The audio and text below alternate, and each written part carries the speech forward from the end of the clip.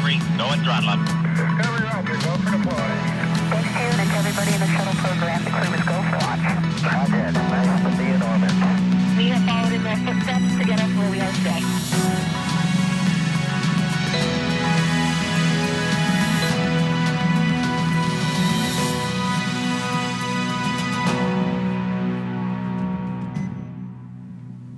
Good evening and welcome to NASA's Kennedy Space Center in Florida for NASA's Boeing Crew Flight Test, or CFT. I'm NASA's Megan Cruz. And I'm Dee Russell with Boeing Communications. Also joining us today is NASA astronaut Nicole Mann. Great to have you here. Thank you, Megan, Dee. I'm so excited to be here, a part of this historic flight.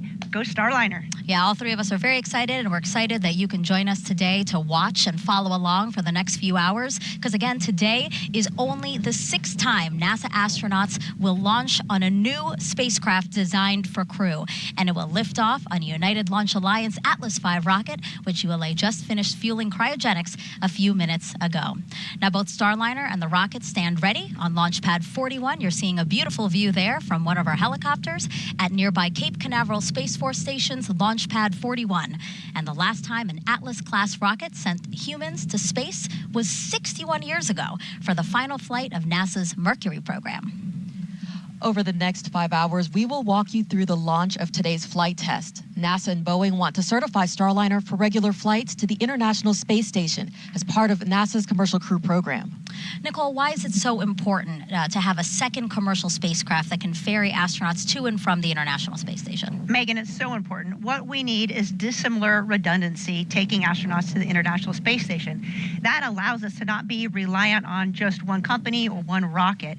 It provides that backup capability so we can continue to have that sustained presence on the International Space Station and do all the science and technology development that we need for future missions like Artemis to the moon. Yeah, it's such a great platform, and it's great that we get to utilize it in such a way by supporting the Commercial Crew program and what it's trying to do for the space station. Yeah, the partnership between government and commercial industry is the way of the future. Yeah.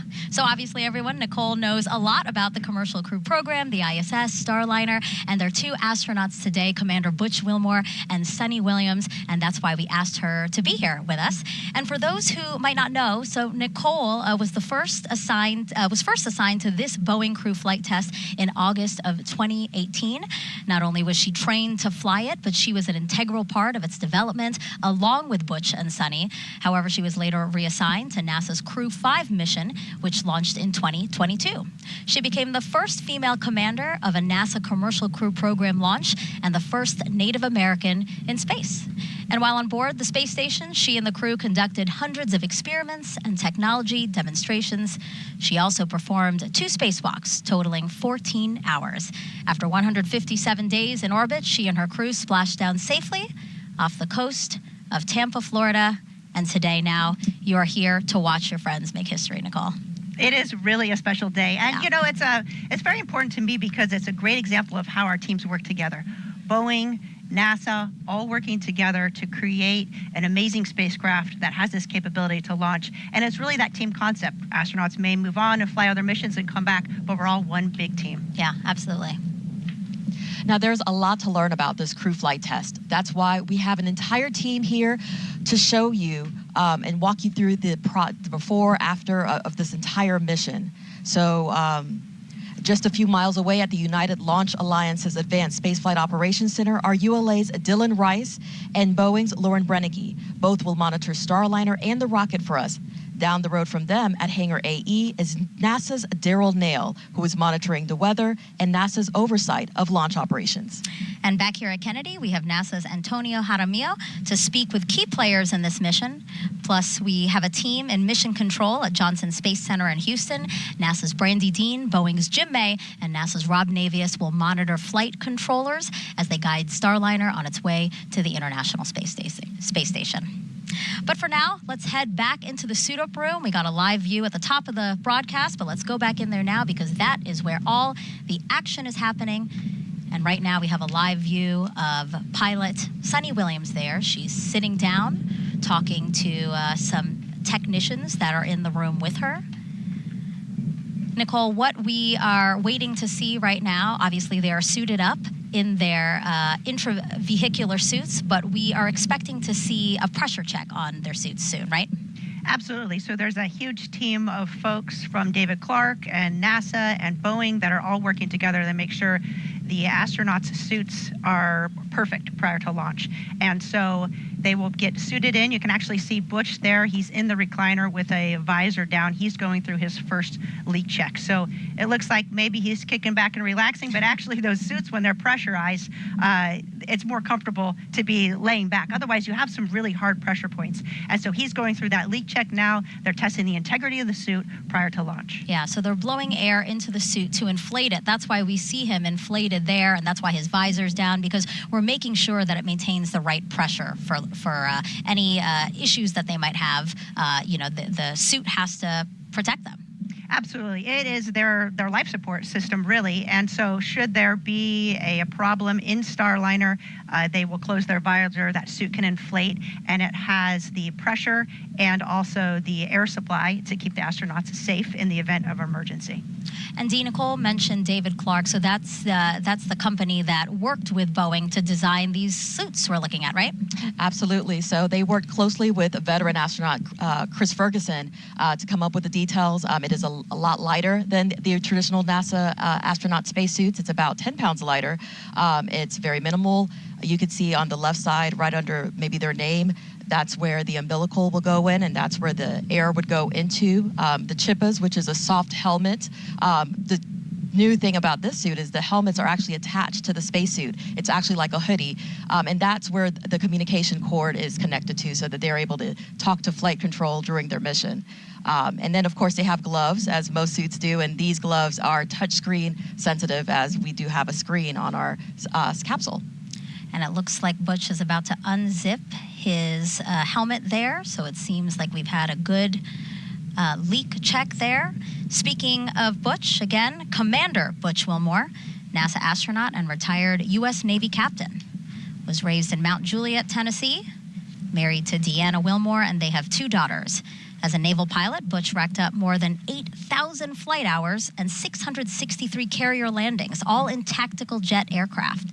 He completed 4 operational deployments, supporting missions like Operation Desert Storm. Before his selection to NASA, Wilmore was on exchange to the Air Force as a flight test instructor at the Air Force Test Pilot School at Edwards Air Force Base in California. Speaking of space, Butch is a veteran of 2 space flights as pilot on Space Shuttle Atlantis in 2009, and then in 2014 he served as flight engineer for Expedition 41 to the International Space Station. So far, Wilmore has spent 178 days in space and performed 4 spacewalks. This flight test will be his 3rd mission to the ISS. A great background of experience there, Nicole, to really be the commander of a flight test. Absolutely. All the experience of both Butch and Sunny as aviators, as naval aviators, and as test pilots, they've really been such a critical component to the development of Starliner, as their experience, their decision making. And I love what Butch always says, you always ask the question why. And asking that question why and learning more about Starliner has helped grow this program into what's going to be a successful launch today. And Sunny Williams, CFT's pilot and a retired U.S. Navy captain. NASA selected her as an astronaut in 1998, just 2 years before Butch. This will also be Sunny's 3rd mission to space, making her the first woman on a test flight of an orbital spacecraft. Her first trip to the ISS launched in 2006. She served as a flight engineer for Expeditions 14-15. She then returned to the orbiting lab in 2012 and was commander of Expedition 33.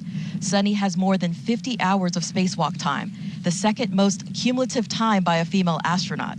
So far, she has spent 322 days in space. Before NASA, Sunny was a former naval test pilot and instructor, logging more than 3,000 flight hours in more than 30 different aircraft. Williams grew up in Eden, Massachusetts, and is married to Michael Williams. She enjoys hanging out with their dogs, working out, hiking, and camping, as well as working on cars and houses.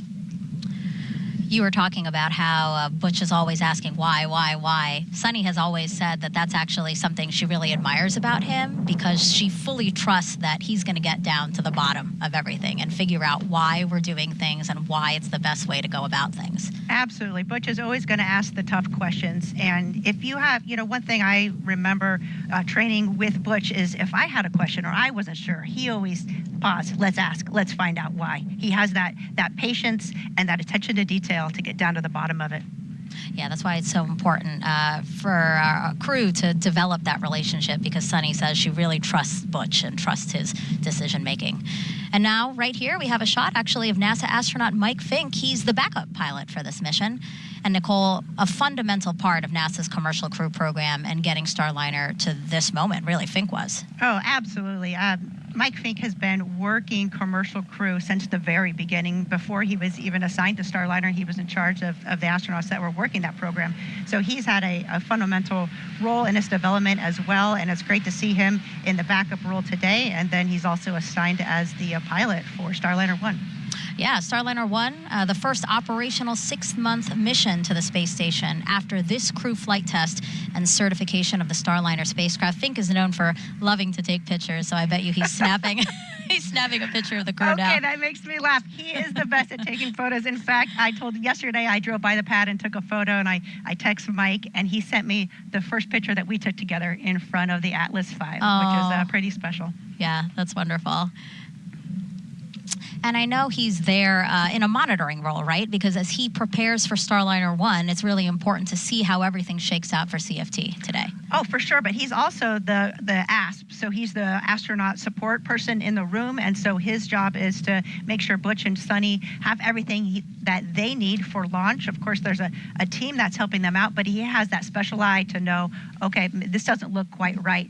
As a crew member, he has that kind of inside knowledge, and his forefront of his mind is the safety and success of Butch and Sunny. All right. Now, if you have any questions about this mission over the next 5 hours, we invite you to send questions our way using the hashtag AskNASA. All you have to do is go to one of our platforms, Facebook, X, Twitter, Instagram, and again, use that hashtag AskNASA to send in your questions. We look forward to hearing from you and answering those questions live. Let's go now to United Launch Alliance's Advanced Spaceflight Operations Center, or ASOC, where ULA's Dylan Rice and Boeing's Lauren Brennicke are listening to all pre-flight operations right now. So guys, how's everything looking? Well, Megan, the countdown is going incredibly smooth right now. It's been nice and quiet in here when you consider all the important jobs that are going on around us. It's amazing that it is so quiet, but that's what we want to hear. Dylan and I are in a really unique spot here at ULA's Advanced Spaceflight Operations Center. We're able to look down over the control team, the launch control team down here, and if you see us right there in the middle of the room, that's us up in the window. And we're also able to be right in the middle of the mission directors who are over to our right, and the engineering support that's over to our left. So we're in a great spot to be able to track this countdown for you today. We're also going to be bringing up the public operational communications that you might hear us refer to as loops or nets. So you haven't heard them so far in the broadcast, but we're going to bring them up now, and we just want to let you know that as they come across, our commentators will be pausing to make sure that you can hear them. It's also our job to wear these headsets you saw us in and listen to some of the chatter that's going on in the background. That way we can translate things for you as they happen and follow along with the nominal procedures. So far in the countdown already today, the Starliner Control Center is starting to shift control of the spacecraft over to mission control in Houston. The pad team has been cleared out for a little while the rocket was being fueled, but they are back on the pad now and preparing it for crew arrival. Our teams have also been cycling the thruster valves, and they're now in open position. This is the third time, of course, for Starliner to launch, but the first time that we're going through all these procedures with the crew members. So that's why we're coming to you 4 hours before launch today to be able to walk you through everything. But it is important to remember this is a test flight, so we are going to learn a lot, and it is our goal to make things more efficient for future crews. So Dylan, how are things progressing with the rocket? Well, Lauren, Atlas V and Centaur are fueled and ready. The rocket was rolled out to the pad this weekend, where it was connected to the propellant storage farms, air conditioning, and other pad utilities. Our countdown started at 11:14 a.m. this morning, and we powered up the rocket, began all of our final checks of our avionics systems, and then started the final preps out at Launch Complex 41. All that work wrapped up around 3:30 p.m. We got into our cryogenic tanking hold at that point, and with the launch vehicle ready and the cryogenic hold completed at 4:34 p.m., we picked up cryogenic tanking. Cryogenic tanking takes about just under 2 hours to complete and went very smoothly today. The vehicle right now remains in stable topping, and all pre-launch checks are basically complete. The readiness poll has been completed for pad entry, and the blue team is, as you said, arriving at the pad now. Today is the 100th launch of the safe and reliable Atlas V rocket. It's the third flight of the 172-foot tall N-22 configuration. This rocket is equipped with a dual-engine Centaur upper stage, which is a configuration that's uniquely capable to deliver the performance needed for that specially shaped trajectory that maximizes crew safety for Starliner. Rocket processing activities are sequenced to the T-clock. So right now we are at T-minus 4 minutes and holding. T-clock stands for terminal count clock. So what that indicates is that right now we're not performing any significant processing of the rocket. The L clock, which is what you see on the screen, or launch clock, is counting down from L-minus 3 minutes, 3 hours, 47 minutes down to T0 for our instantaneous launch opportunity at 10:34 and 14 seconds this evening. One thing I really love is that it's the Atlas's 100th launch, and it is the first crewed launch for CST 100. So that is our lucky number of the day. If you don't know, CST stands for Crew Space Transportation, and the 100 represents the 100 kilometers up. That is the space line, the difference between Earth and space.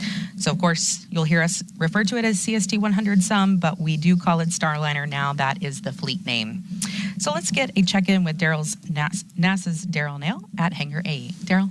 Thank you very much, Lauren and Dylan. And here at Hangar AE, the management for Commercial Crew Program is monitoring all the systems, including the weather. We just got a weather brief just about 20 minutes ago from the launch weather officer for the 45th Space Wing, Brian Benson, and it's looking pretty good. In fact, it's looking excellent for the local area here at the launch pad. You can see in this shot off in the distance some clouds off into the horizon.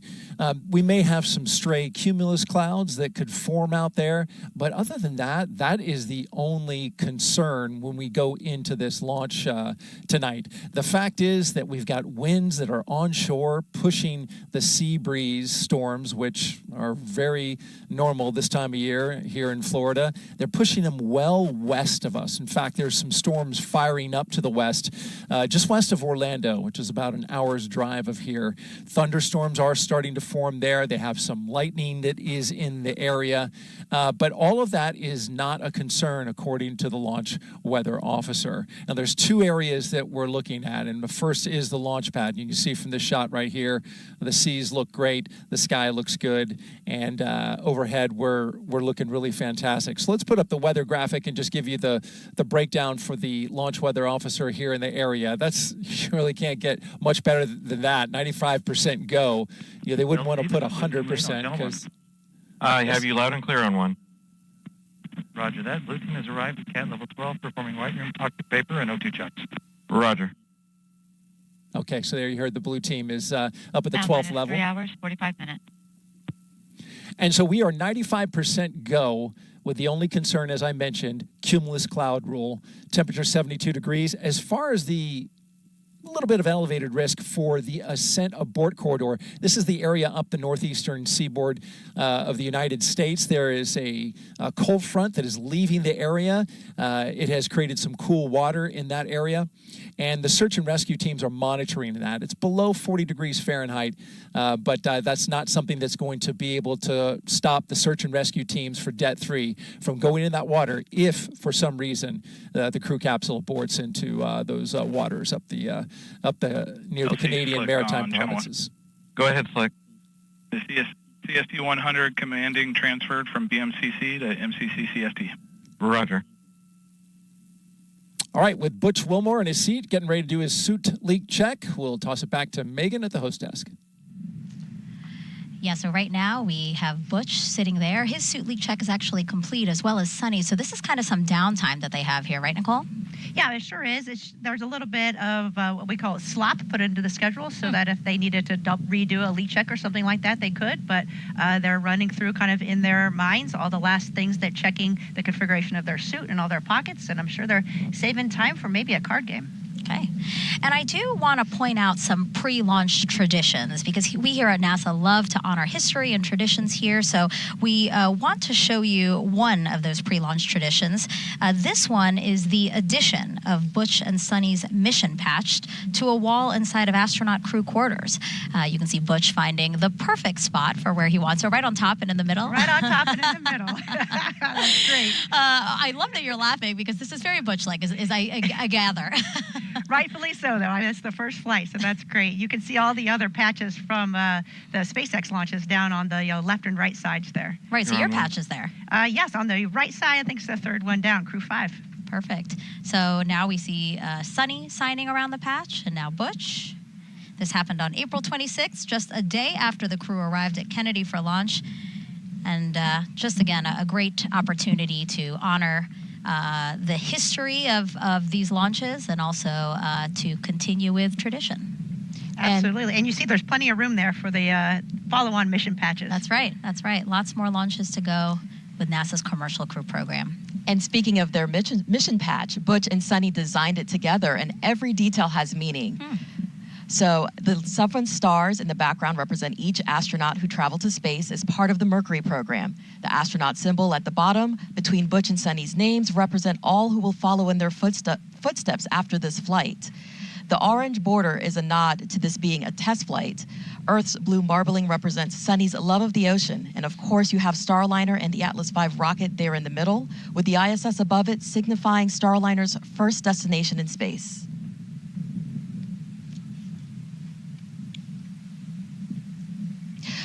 We have teams at Mission Control in Houston monitoring Starliner's flight to the space station. Let's check in with NASA's Brandy Dean and Boeing's Jim May. Thanks, Dee, and welcome to Mission Control in Houston. And I'm NASA's Brandy Dean. And I'm Jim May with Boeing. We're incredibly excited to be here today with the flight control team that will be seeing Starliner safely through its first ascent with crew members on board. The team's been training really hard for this, working through literally hundreds of simulations, and they're ready to get Starliner into space. Yeah, the team today is led by Flight Director Mike Lammers, with Flight Director Rick Hempling working alongside to assist him with keeping an eye on weather.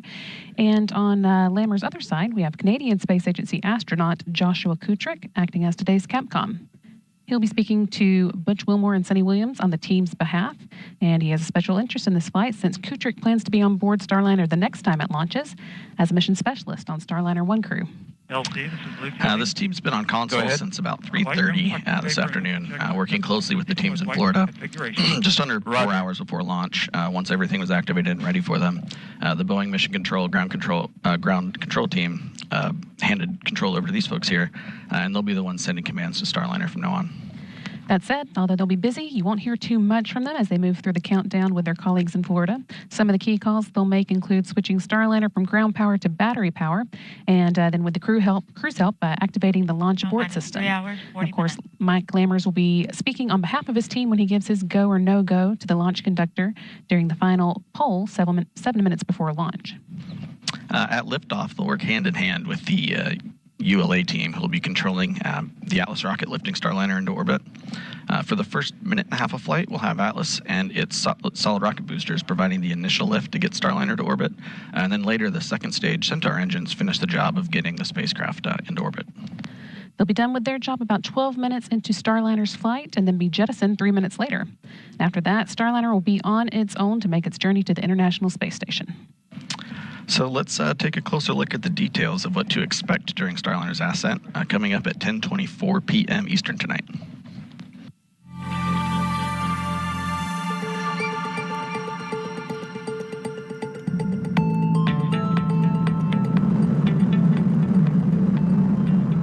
Ascent begins at T-0, liftoff, the end of the countdown, and the beginning of the mission. Shortly afterwards, at T plus 12 seconds, the rocket rolls, lining up Starliner with its target orbit and putting the astronauts in a heads-up position.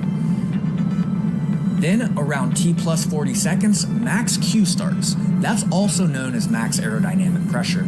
This is a critical time when the atmospheric forces reach their highest. Next, at about plus 1 minute 35 seconds, the two solid rocket boosters run out of fuel and burn out, and about a minute later they separate from the booster. The Atlas booster engine continues to burn for almost 2 more minutes. Then at approximately plus 4:30, booster engine cutoff, or BECO. About 5 seconds later, the booster separates, and so does the Ascent cover on top of Starliner. At around 4 minutes 45 seconds, the Centaur upper stage ignites, continuing the push to orbital speeds. Then a little after 5 minutes, Starliner is free of the atmosphere and doesn't need additional aerodynamic support, and the aeroskirt is jettisoned. After a long 6+ minute push from Centaur, main engine cutoff, or MECO, happens around 12 minutes after liftoff.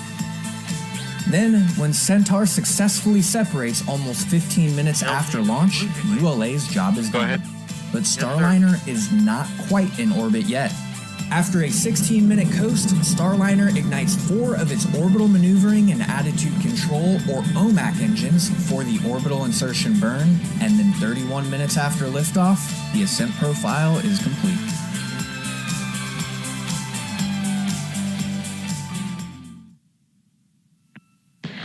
That was a look at the first 30 minutes of Starliner's mission, but of course that's just the beginning. If we launch on time tonight, Starliner is set to dock to the International Space Station at 12:46 a.m. Eastern on Wednesday.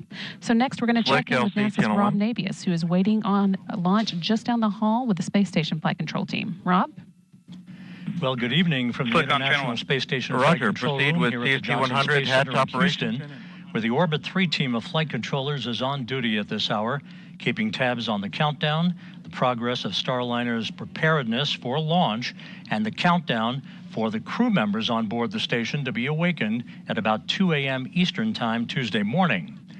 Once the 7 station crew members are awake, they'll move right into preparations for the arrival of Butch Wilmore and Sunny Williams late Tuesday night.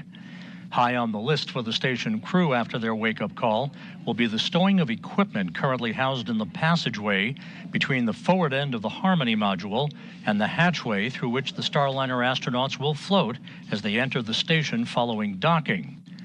Tuesday afternoon, there'll be a pair of mission management meetings, first by Boeing management to assess Starliner systems following launch, and the initial series of OCCs. Those are the operational checkout capabilities the Starliner crew will conduct to ensure that the vehicle is ready for docking. Following that meeting, the International Space Station partners will gather to give final approval for Starliner to press ahead with the critical phase of the rendezvous that begins tomorrow evening with the terminal phase initiation burn. So it's a busy 24 hours that lies ahead. We'll be here every minute to keep you posted.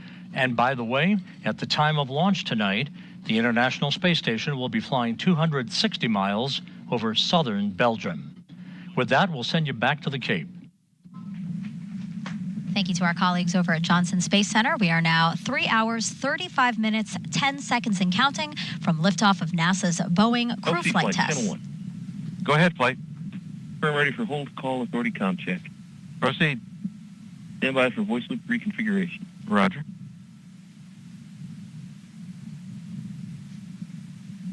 Nicole, really quickly before they start, what is this poll? Or not poll, I'm sorry, check. Yes, they're doing all the 35 minutes. These are all the comm checks to make sure that the control rooms for the spacecraft, for Houston, as well as the rocket, are all in sync and have good communication.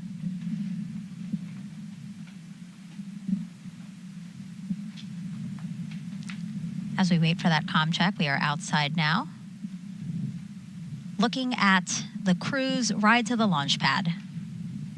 Because LC, before... SMD on channel 1 for a comm check. I have you loud and clear on channel 1. I have you the same, LC. SMD out. All right, we're actually going to go back inside because the card game is happening. And Nicole, talk us through what's happening right now. Okay, so there in the middle of the screen, you see Joe Acaba. He's the chief of the astronaut office. OK and flight, comm check on air to ground 1. I have you loud and clear on channel 1. Copy. I have you loud and clear on CST Air to Ground 1. This completes the whole call authority comp check. Roger. They're playing a game called SCAT, which is essentially 31. You want to get 31 in your hand of the same suit, and you can decide to pick another card, or if you think you're close enough, you can knock the table. Looks like Sunny just knocked the table there, so maybe she thinks she won. Butch will get one more try to see if he gets 31, and then we'll see. And why are they playing a card game? Some people might be watching and going, wait, what? Yeah, maybe it does seem a little odd. It's tradition goes back, I think, as long as I've heard, at least some type of a card game, or, for example, for our launch, Josh Cassada, our pilot, he did a card trick. So it's just, if there's time, we do it. Of course, if you're running behind, you would skip the card game, but it's just a nice tradition and a chance for the crew to kind of take a breather before walking out to the rocket. And the purpose usually when they're playing a game is the commander has to lose, right? Yes, you want that to be, the worst thing that happens that day. Yeah.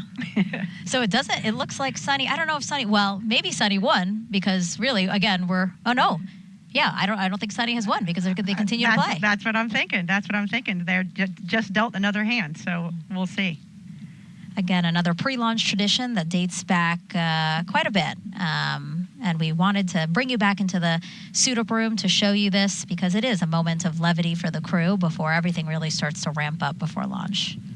And it's really great. These traditions, sometimes you lose where they actually start, but sometimes they've been carried on for decades and decades. And there's a lot of little traditions and big traditions, but it's all a big part of NASA and our launches to space. While we watch them continue to play, I do want to mention one thing, because obviously we see their helmets hanging off the back of their suits. There was a dream that Butch kept on saying that he was having, more of a nightmare, I guess, where he was saying, I think he won. Well, looks like it. He won. Yes, thumbs up. That means go. Okay. That means go. We have some cheers from around the room. Sunny's happy to lose or happy to win. I don't know who won. I'm not sure. Maybe they changed the rules. They look happy either way. That's the most important part, right? Out. Like everybody's smiling there. Back to that story. So Butch was having this recurring nightmare where it was launch day and he couldn't find his helmet. So I'm sure he loves the fact that this helmet is attached to his suit. Yeah, that is good. I think you still need your chippa, though. So the earpieces, they still need, but that'll be in their helmet bag. Yeah. Thank you, LC. Minor comm issue with blue team, but it is resolved now. Roger. And so you just heard that call out. Basically, the blue team, just to set everybody's understanding of some of the loops that they'll be, or some of the announcements that they'll be hearing over communication loops, is the blue team is the pad that's out. The blue team is the team that is on the launch pad right now, prepping the pad for Sunny and Butch's arrival. We're watching them take some photos with some folks who are in the suit-up room there, and they're holding some roses, Nicole. Do we know anything about that? I'm not sure if they're for, support folks, or maybe they're for their family. When they walk out here of the astronaut quarantine facility, then their immediate family will be there waiting for them, and they'll get one last chance to chat with them before riding off in the Astrovan. Yeah. I do know that this particular crew has always said, really, this is a team effort to get to today, so I'm sure they are very appreciative. And yeah, those might be for folks they want to honor today. And as you mentioned, the Astrovan, Nicole, the Astrovan is going to be Butch and Sunny's ride to the launch pad. You're looking at it right now. It's parked right outside of the Neil Armstrong Operations and Checkout Building. Crew quarters is right inside of the ONC. NASA chose the company Airstream back in the 60s to create a crew quarantine vehicle for when astronauts returned from the moon. The picture you see there, President Nixon talking to the Apollo 11 astronauts inside said quarantine vehicle. And then during the shuttle program, Airstream created the first generation Astrovan. You see it there, a 27-foot motorhome that transported astronauts across KSC to their launch pads. You see Butch smiling there, one of his previous missions. Sunny also rode in that Astrovan. And now here's a closer look at the new Astrovan. It's wrapped with pictures of Starliner, has a license plate that says Ride to Space. When the doors open, steps fold out. The inside can seat up to 8 people. There's those steps.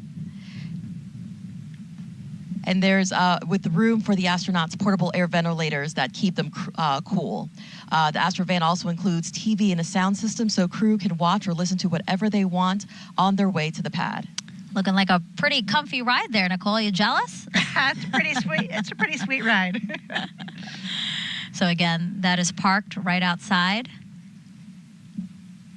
I love that Ride to Space license plate. That's cool. Yeah, that is. It's always nice to see these personal touches, you know, and again, to bring in some fun, right, to a historic mission. Now, Nicole, we're outside again of the ONC building, Neil Armstrong Operations and Checkout building. Can you talk to us about the crowd of people that's there now? Oh, absolutely. So you'll see Butch and Sunny, their immediate family, will be there watching the launch, and then you always have a support astronaut. And for... Oh, it actually looks like they've already left the suit-up room. Look at, they're matching their picture in the elevator. That's awesome. That's great, yeah. So there you have Commander Butch Wilmore and pilot Sunny Williams. They've left the suit-up room a couple of seconds early. They've walked down a hallway and are now in an elevator to go down to where you're seeing now. They will soon walk out the doors that are to the upper left side of your screen. They'll greet the crowd there before getting into their Astrovan. So again, Nicole, what were you saying about the people there? Yes, of course. There's always astronauts that are supporting the family. So I think flying in space is one of the most important things we do. And the next thing after that is supporting our friends that are flying to space and supporting their family. So you'll see Steve Bowen, who is supporting Butch's family. And they were classmates of the astronaut class of 2000. And then Doug Wheelock is supporting Sunny's family, and they are classmates in the class of 1998. Wow. Yeah, it's so nice to see the familiar faces, you know, just to, again, get one more moment with your loved ones before a really important historic mission ahead of you.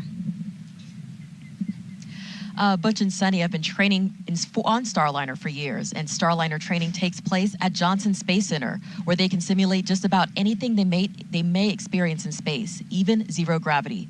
They performed a lot of their training inside a real-size mock-up of the Starliner at JSC, which just happens to be right across the room from a real-size mock-up of the International Space Station. And just down the road, they've spent hundreds of hours inside of Starliner's simulators, running through various possible scenarios they could face during this flight test. Now, Nicole, Butch and Sunny are, likely waiting right outside of the doors now. We expect them to walk out at 3 hours and 24 minutes before launch. Do you remember how you were feeling in this moment? Oh, absolutely. And, you know, we walked out those doors a million times just being here at Kennedy Space Center for work and staying in the quarantine facility. But when you walk out and open those doors that final time before leaving the planet, it's really special.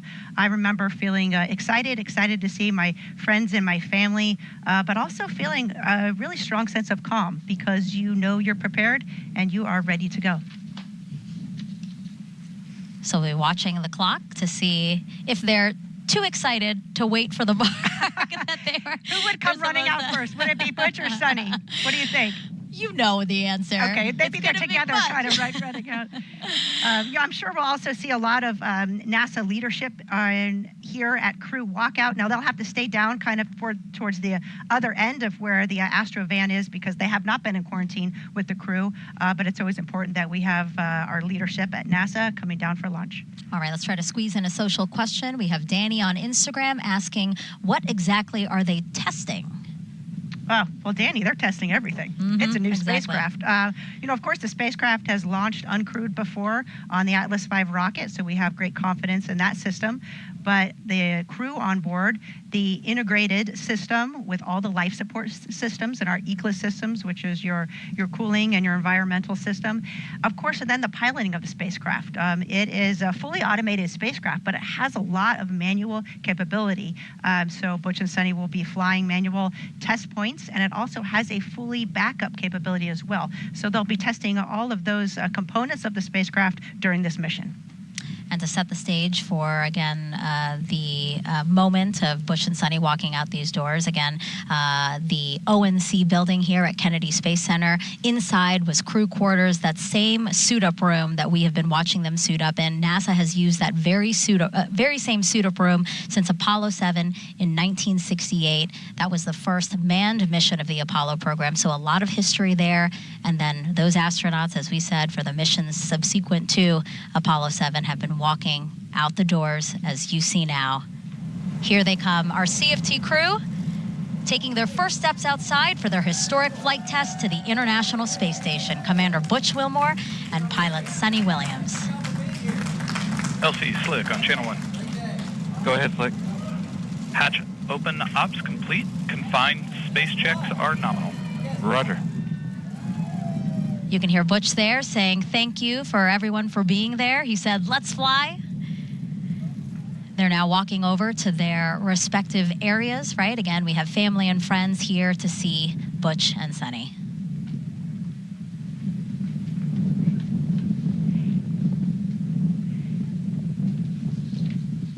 Everybody looks really happy, smiling, excited.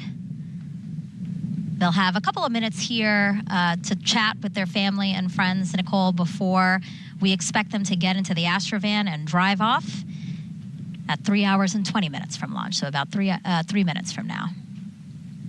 And you can see they gave the, looks like they gave the roses to their family. That's a nice touch. And then you can see other people that are watching or observing are kind of staying back behind that line there just because of the quarantine that the astronauts have been in for the past 2 weeks.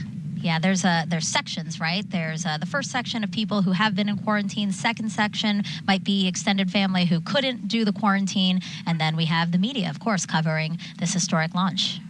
And this is a special moment. I mean, it looks like it's crowded there, but it's really a private moment that you're kind of have with your family to exchange some words and give some final words of encouragement for those that are staying back on the planet and for the person that's leaving the planet as well.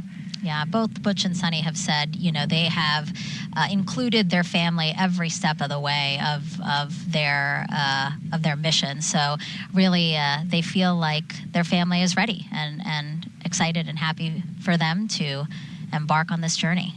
Absolutely, and your family is such a big part of this. Your immediate family, of course, your extended family, then your NASA family and your Boeing family. It's really everybody working together and supporting each other is the only way we can make these incredible things happen. Yeah, less than 2 minutes from them to drive off to their launch pads.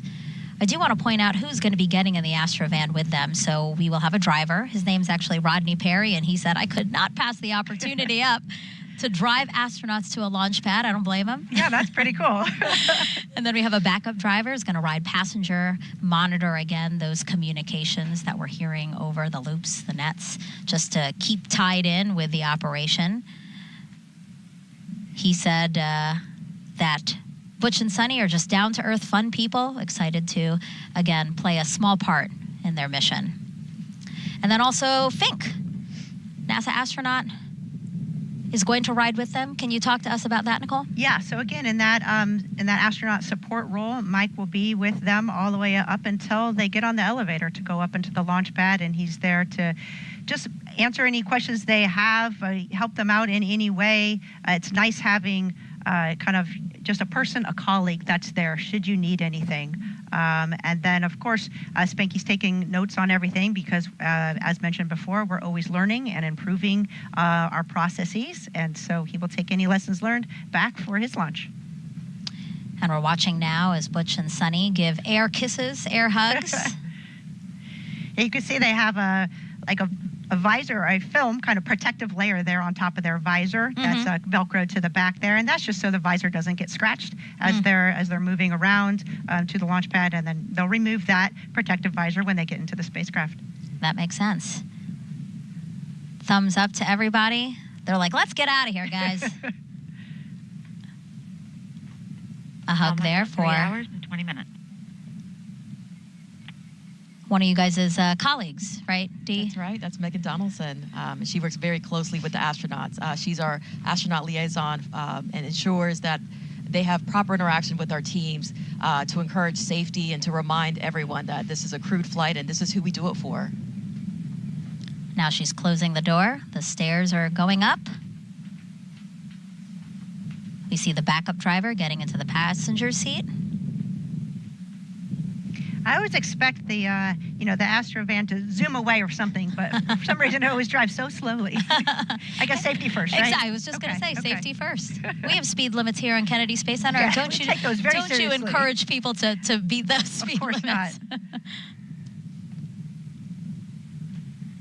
I'm sure everybody getting situated in there.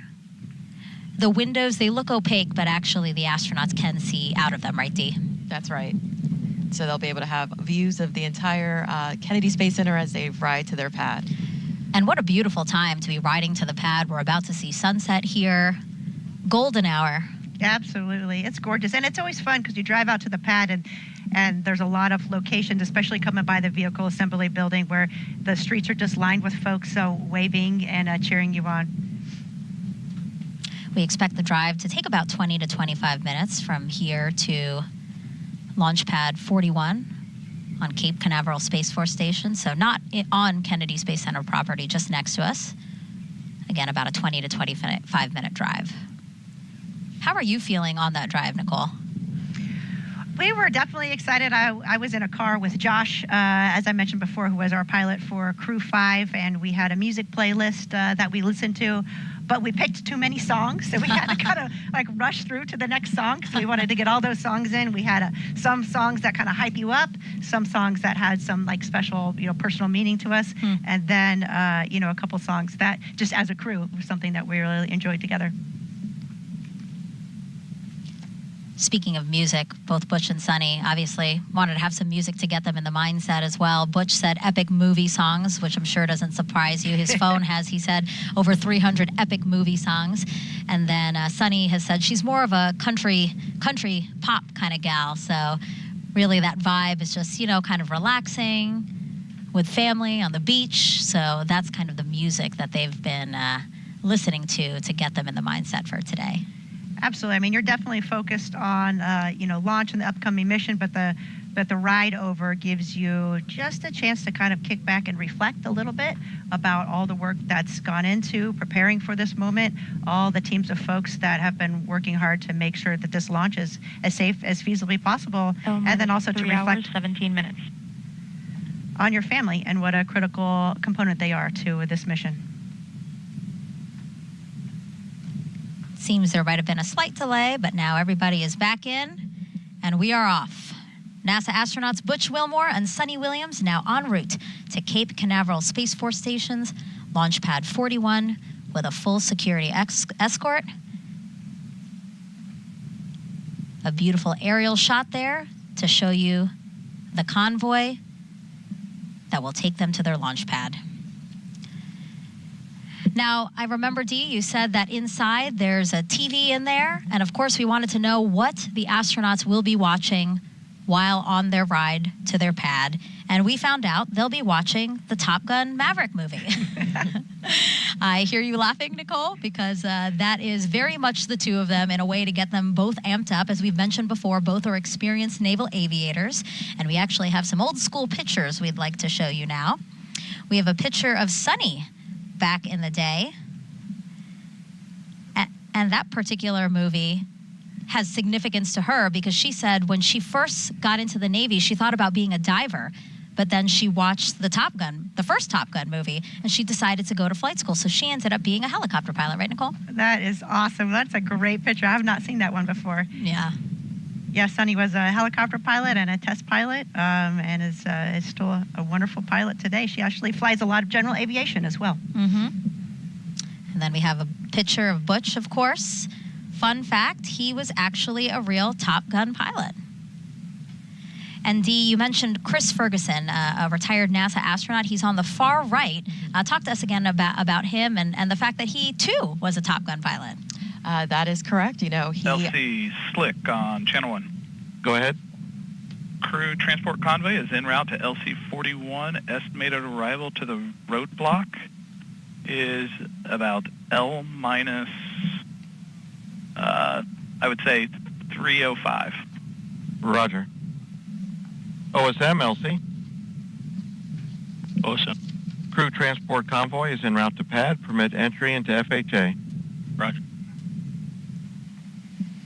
So as you hear there, obviously comm checks of the crew, letting teams know that the crew is on their way. And yes, Megan, as you mentioned, Chris Ferguson was a former Top Gun pilot.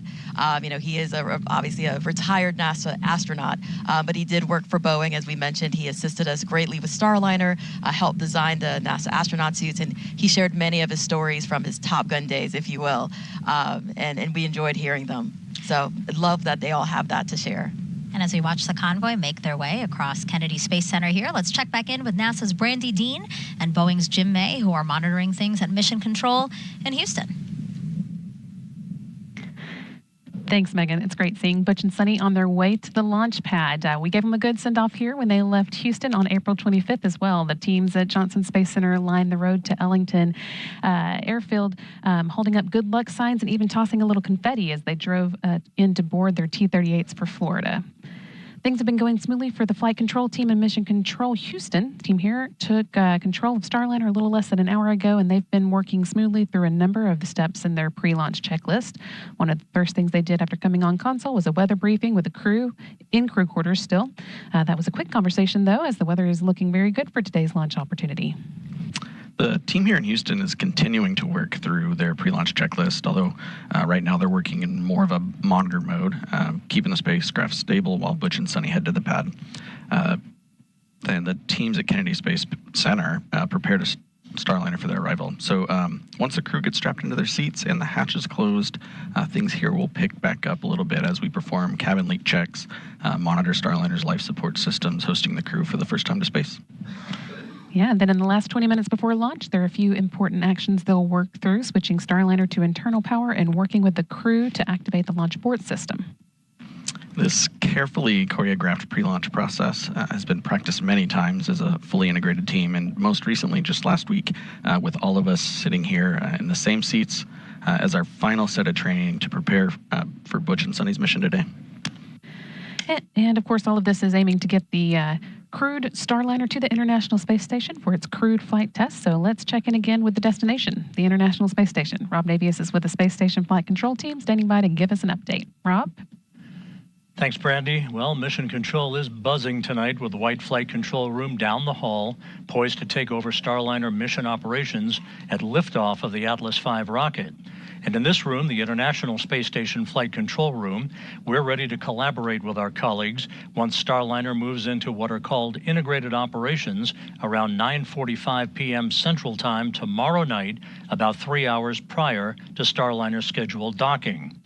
Once the new spacecraft is docked to the station's Harmony module, there'll be a period of about 2 hours to conduct leak checks on both sides of the Starliner Harmony docking interface before the hatches will swing open, allowing Butch Wilmore and Sunny Williams to enter the station, which has been home for both of them on previous missions. Wilmore and Williams will configure Starliner systems for docked operations, then will join the 7 Expedition 71 crew members for a typical safety briefing. That will be conducted by Station Commander Ali Kononenko of Roscosmos. The Starliner crew will transfer equipment to the station from their spacecraft and begin to settle in for their visit. Countdown clocks are ticking backward as we close in on the launch of this test flight. We're ready here in Houston, so let's go back to the Cape and our continuing coverage. Thank you, Rob. All right, we are now 3 hours, 10 minutes and counting from only the 6th time NASA astronauts will launch on a new spacecraft designed for crew. If you're curious about the first 5 crewed test flights, here they are.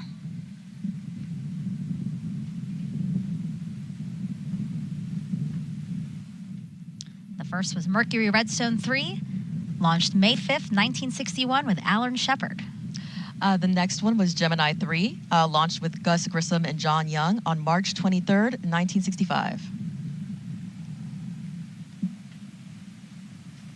Apollo 7, Wally Schirra, Don Isley, Walt Cunningham, October 11th, 1968. Then you have STS-1 with astronauts John Young and Robert Crippen, which launched on April 12th, 1981. And then NASA's SpaceX Demo 2 mission, Doug Hurley and Bob Behnken, May 30th, 2020. And of course, today you have NASA's Boeing crew flight test with Commander Butch Wilmore and pilot Sunny Williams. And as you pass by there, that's actually near C3PF, where we refurbish and assemble the Starliner. And right next to that building, we have the historic Vehicle Assembly Building here at Kennedy Space Center. And we should, of course, acknowledge that what will be the 7th time NASA will fly crew on a new spacecraft off our planet, and that will be the Artemis II mission next year. NASA astronauts Reed Weissman, Victor Glover, Christina Cook, and Canadian Space Agency astronaut Jeremy Hansen will orbit the moon, and their Space Launch System rocket and Orion spacecraft will be assembled in that Vehicle Assembly Building. Let's check out what's already in work for NASA's return to the moon.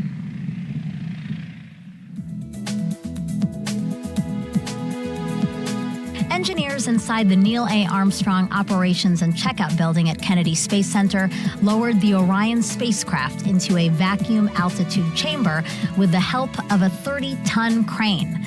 The chamber simulates deep space to test for any electromagnetic energy that could damage Orion as it travels away from Earth. Meanwhile, the Artemis II crew completed an underway recovery test at sea. This exercise mimics Orion landing and recovery procedures when the crew splashes down in the Pacific Ocean off the coast of California. Navy divers and boats approached a mock-up Orion capsule and helped the astronauts into helicopters, which then flew them to a nearby naval ship, just like they'll do during the mission. Back at Kennedy and high above Launch Pad 39B, this 360-degree video takes you for a ride inside one of the Artemis emergency egress baskets. In the event of an emergency at the launch pad, astronauts and workers use this quick exit to get to safety. That's a look at your Artemis Moon Minute. We're now 3 hours and 7 minutes away from launch. So let's check back in with Daryl Nail over at Hangar AE. Well, thank you very much, Dee. And as we follow the convoy to the pad here, you can see the shadows on the vehicles are getting long. That's because sunset is just about 30 minutes away, 8 p.m. Eastern Time. Sunset, and the conditions for weather are simply fantastic. It's 79 degrees outside, humidity about 70%. But we are very dry, very comfortable, and any storms that have been caused by sea breeze, convection over the center of the state are being kept away by some nice 12 to 14 knot winds, according to the launch weather officer, just keeping those storms at bay off in central Florida. So as the team goes out there, the crew's getting a beautiful sunset, a beautiful Florida sunset as they go out to their launch pad today. Also want to mention that the NASA operations manager has set the triage points based on the conditions that the weather has for today, specifically the winds, those 12 to 18 knot winds forecasted at T0. That dictates where they can put the triage should there be an emergency at the pad and they needed to get crews out of there. They want to make sure that both the emergency personnel and the astronauts are safe in case of any emergencies that happen. Now you saw the helicopter flying right by, and this is a shot as they continue to drive out towards Space Launch Complex 41 here. And with that, we're going to send it back to Megan. All right, and as Butch and Sunny are almost at the launch pad, let's check back in with Lauren and Dylan as they monitor the countdown. Hey, Megan, as the crew has been making their way across Kennedy Space Center and over to the Cape Canaveral Air Force Station side, Space Force Station, I should say, the pad team's been inside working to prepare the inside of Starliner for the crew to arrive. We've been talking a little bit about the pad team. We've told you we also referred to them as the blue team. So if you hear us say blue team, that's who we're talking about. It's made up of 5 people from Boeing and 3 people from ULA. As the pad team is working up in the top of the crew access tower, one of the pad team members is also going to be making their way down to escort the crew up once they get there to the pad. You can see there on the left of your screen, that is what we call the white room. So we have 2 pad team members working away in the white room, And then on the back of that shot is, of course, the hatch that goes into Starliner. So that's where we will see Butch and Sunny making their way into here shortly. We're also about to see a pretty exciting moment. As soon as they arrive to the pad, they are going to be able to get a last second look at their rocket. They will first pull over to the side of the rocket and be able to look up at it and see it in all of its glory before they take off this evening. And they've done this 3 times before. This will be their 3rd time. They've, of course, gone to space in the shuttle and as well as the Soyuz. So they know how to go through these motions, but it's a little bit different and a little bit special each time. We have heard Sunny and Butch talk a lot about this spacecraft and how much they love it for its agility. Butch, if you've heard him in some of the recent press conferences, has even joked a little bit about how he feels so lucky to be in this spacecraft and how nimble it is, because he says he could really do barrel rolls around the ISS. LCO, Go ahead. Of course. Yes, sir. Per step 150, 26 personnel, 26 entering FHA at this time. Roger.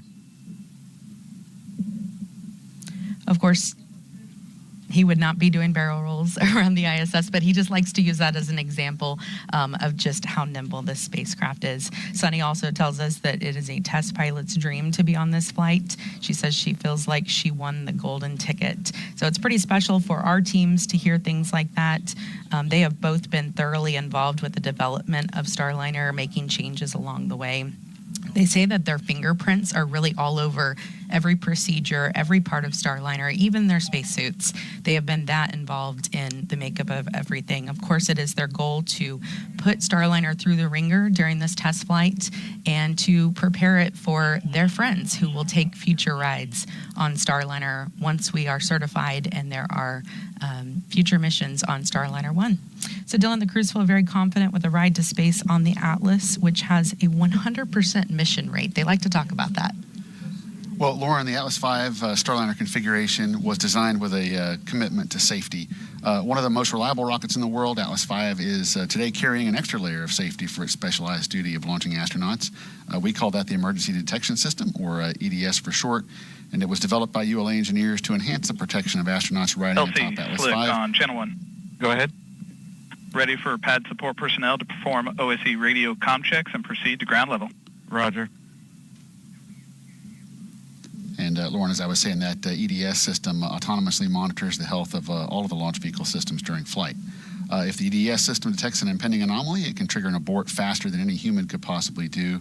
But the astronauts also have the capability to trigger a manual abort from inside the capsule.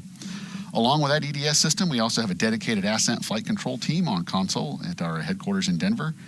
During this, this is Slick. They're exiting the white room to grab the radio now. Okay, Roger, copy that. Yeah, during any human spaceflight mission, this team is monitoring the health and performance of the rocket during ascent to space. The engineers will provide a real-time status and collaborate directly with NASA's flight director and mission control in Houston. When you hear the call sign Atlas, that's our Ascent lead, and he'll be providing real-time telemetry data from the rocket and provide continuous situational awareness. So for now, the rocket remains ready. We're just waiting on the opening of today's launch window and our astronauts. All the activity out at the pad is actually up on that crew access tower right now. As you mentioned, there are 3 ULA team members on the blue team, and they're there to manage all aspects of the crew access tower systems. They performed the initial safety checks of the tower and the white room prior to the Boeing team's arrival at the pad. Once the crew is loaded, the convoy has arrived at the pad gate. Roger. LCO, Sim. Go ahead. Crew transport vehicle has entered the pad. Roger. Crew is clear to proceed to level 12. Roger. Okay, we're hearing now that the crew has pulled into the pad fence line, as you can see, and they've been given clearance to go all the way up to level 12 on the CAT. All right, as Butch and Sunny make their way up to the rocket, and we are going to see a very historic moment here, we're going to pitch it back over to Megan and Dee and Nicole. Ladies. Thank you, Lauren and Dylan. Yeah, we just saw the Astrovan get onto the pad there. The rest of the security escort stayed behind, right, Nicole? Yes, they stay behind, and it's just the Astrovan that goes up there to the launch L-3 pad. hours. Time markers again, L-3 hours to launch. As we see Butch and Sunny and NASA astronaut Mike Fink get out of the Astrovan. You can see Mike taking some photos there already, which is, he's always great at commemorating the moment. yeah, I'm sure that he's very excited again to see his friends. And this is a special moment right here when they get a chance to look at the rocket. So Butch and Sunny walking ahead there. They're going to take a look at the rocket, which you see on the upper right-hand part of your screen, kind of behind the building that's there. You see the A, that is the structure there that's holding the rocket up. Again, a really wonderful moment for the two of them to take this all in. You know, and it's amazing. You do it, it feels like 100 times in training, and maybe there's a rocket there, maybe it's not. But the day you look up and you see your spacecraft on top of that rocket and you know you're about to climb on board, it feels very different. And this shot, it shows how massive this rocket is. It really shows the scale of just what they're about to do. How did you feel, Nicole, when you took a look at your rocket before getting on it? I was amazed. As you know, as Dee mentions, amazed just how massive it is. And it's just incredible to think that we as humans can come together and build something so incredible, launch humans into space, and to do it safely. And again, this must be emotional for Mike Fink as well, because right after this flight, and once Starliner is certified for those continued flights to the International Space Station, it'll be his turn. Yeah, he and Scott Tinkle will be headed up on Starliner 1, hopefully not too soon. And so the three of them now back in the Astrovan driving around to the elevator that will take them up the crew access tower, specifically to level 12, and that is where they will get into the Starliner spacecraft. And this is where Mike will leave them, as we talked about. He's doing kind of all the last checks to support them. He'll hand them their helmet bags, which contain everything that they need to take into the spacecraft that they're not currently wearing. The vehicle has arrived at the base of the CAT. Roger. So they'll have their checklist, their Ascent entry checklist, their chippas, of course, which are their headsets, their gloves, and then maybe a Sharpie or a pen. The crew kind of can decide what particular things that they want to have with them in their helmet bag. And so probably that handoff is happening off camera now. Again, Fink handing off helmet bags. LC locks 2. Go ahead. For your awareness, we've just had a quick instance of some topping oscillations, and I've manned my system into a stop flow. Roger. And so you're going to pause here for 5 minutes? That's affirmative. Roger. Advise when you reinitiate. We'll go. And you can see it looked like the blue team was actually carrying their helmet bags, and The flight crew has entered the CAT elevator. Roger. they're escorting their Butch and Sunny onto the elevator. All right. And as they close the elevator door, we will see them reappear on level 12. Go ahead, Blue Team Lead. In conjunction with the topping oscillations reported, we're getting a unusual audible associated with that. Roger. Locks 2, LC. Go ahead. Yeah, Roger. Is there any expected venting up in that area? Roger, LC, we're starting to see the oscillations at the top of the OLED space dampen out little by little. We're going to observe it for a little bit longer here, but at this time we don't see any issues with the tank health this time. Roger. Suspecting maybe just a different sound coming out of the Centaur vent valve. And you can hear that communication there from LC. United Launch Alliance. They're, of course, monitoring all the instrumentation. Blue Team Lead, LC. Go ahead, sir. Roger. Appreciate the comment. Just advised if anything significant changes. Yes, sir. They're monitoring the instrumentation very closely, and then we'll talk about... The flight crew have arrived on CAT level 12. Roger. Anything they see that is, potentially off-nominal, and they will investigate, and you could hear them reporting to the rest of the control teams. They will continue to monitor, and of course, if there are any issues, they will let us know. But at this point, it sounds like they're just looking at some instrumentation. Yeah, I believe they said something about a stop flow for maybe 5 minutes, and they'll monitor that and hopefully be resuming after those 5 minutes. And what we're seeing now is, again, pilot Sunny Williams now on level 12. So what's happening now is Butch is going to the bathroom. Very important.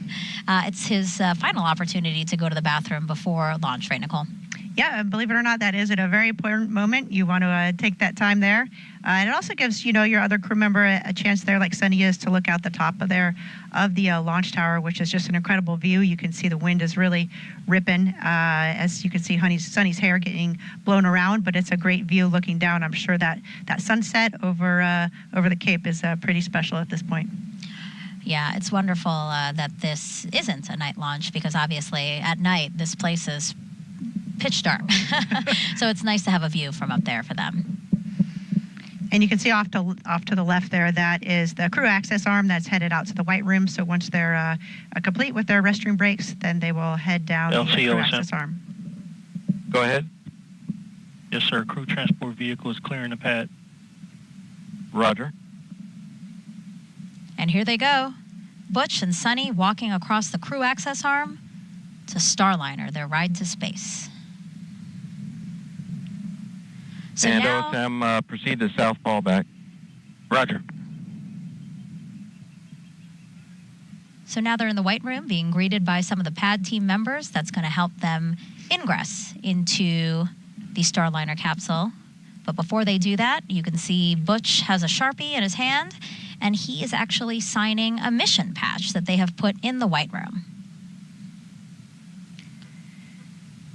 It may seem like we do a lot of signing and a lot of patches, but it's important, the traditions, and not only for the crew, but for all the team that supports. So you can see all the Boeing folks there in the White Room, and Sunny and Butch have worked with these folks for many, many years, and they are going to do all the final checks and get them in the spacecraft. Really, Sunny and Butch put their lives and making sure that they're ready to go in their hands. So you can see them gathering there for some words prior to getting in the spacecraft. I love seeing this moment. Again, another opportunity for them to get together, possibly a prayer. We know that Butch is a man of faith. Discussing the room here, we're almost at the end of our 5-minute timer for restarting flow with the oscillations. Recommendation from ISS is to resume flow and then immediately initiate a re-chill process once we have regained our topic state. Roger. I concur. Proceed. You can see it looks like the Butch there is taking the patches from the crew that are helping them get suited up there in the White Room, and he'll fly those patches to space and then return them to the crew members when he returns safely. And simultaneously also happening, you'll see the pad team members with different bags, and that's basically them making sure that Butch and Sunny have everything they need before they get into the Starliner spacecraft. Yes, you can't check too much, so you will double and triple check, and you'll have your buddy check you out as well. You want to make sure that you have everything situated just perfectly. You can see Butch there, he's hooking up the comm cord from his Chippa to his spacesuit. And what we'll see is Butch going through the ingress process first, and then Sunny will observe from the outside here, and then it'll be her turn to go inside. Yes, and there's a lot. You can see that the Boeing folks have suits on, have hairnets on, have gloves on, have masks on. The White Room is a clean room. It's environmentally controlled.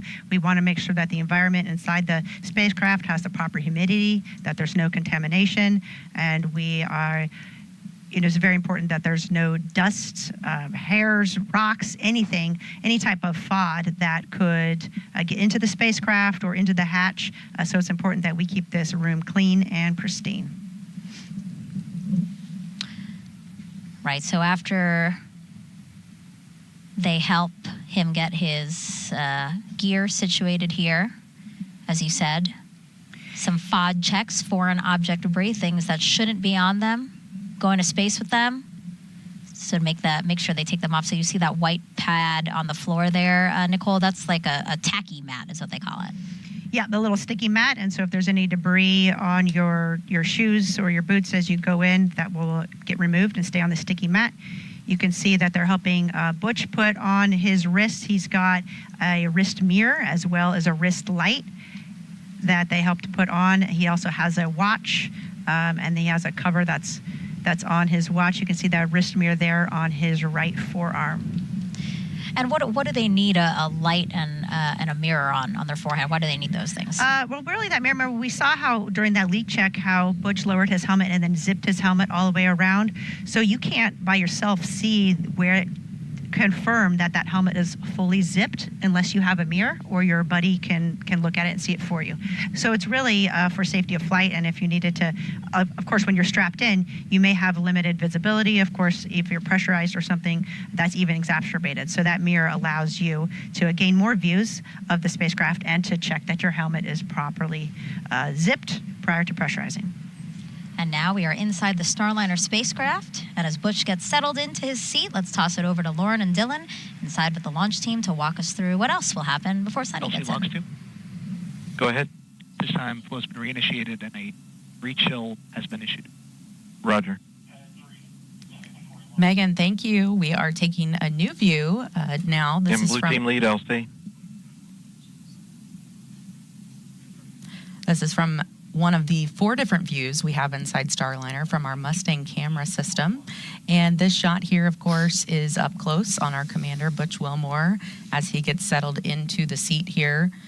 This is the commander's seat, so he, you saw him there sort of crawl across some of the other seats to slide all the way over. Part of the reason why he goes in first is because he is the farthest to crawl across there. So 2 different pad team members helping to get him settled in. He will sort of do a little bit of a shimmy to get perfectly into the seat and comfortable as they start to strap him up. And you can see them working across his belt there, as well as some of the straps on his legs. We're also seeing Sunny walk down back toward the white room now. LCOSM. Go ahead. Yes, sir. First step 160-24.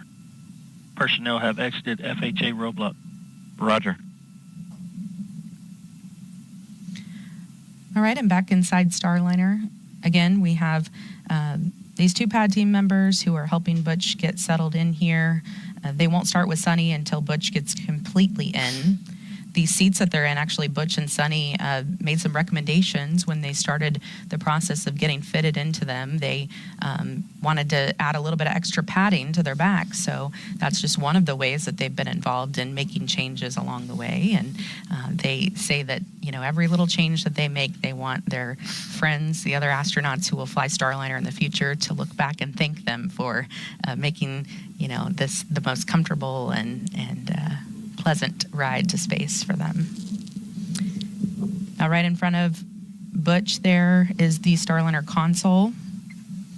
It is a display with a mix of screens and switches and knobs.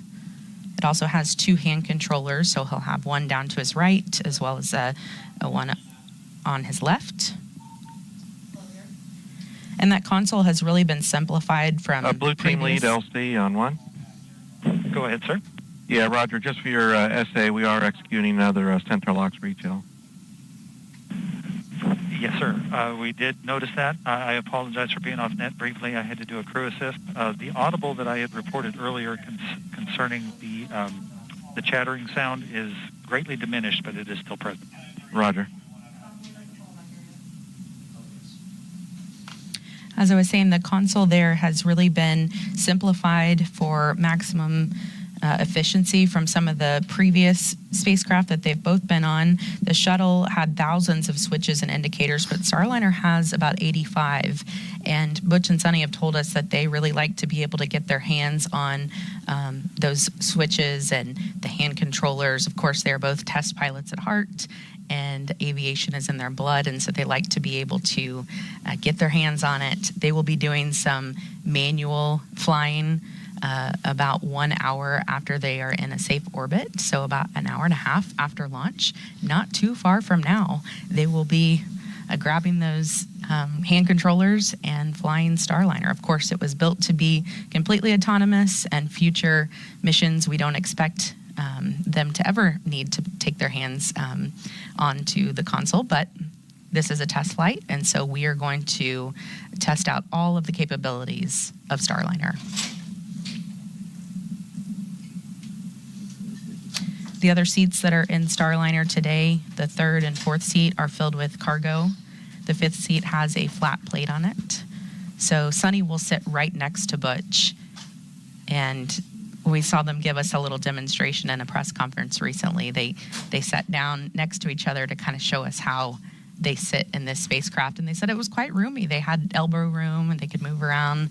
They gave us another example of what they've been like in previous flights where they've been a little bit tighter, so they were happy to have the extra space here.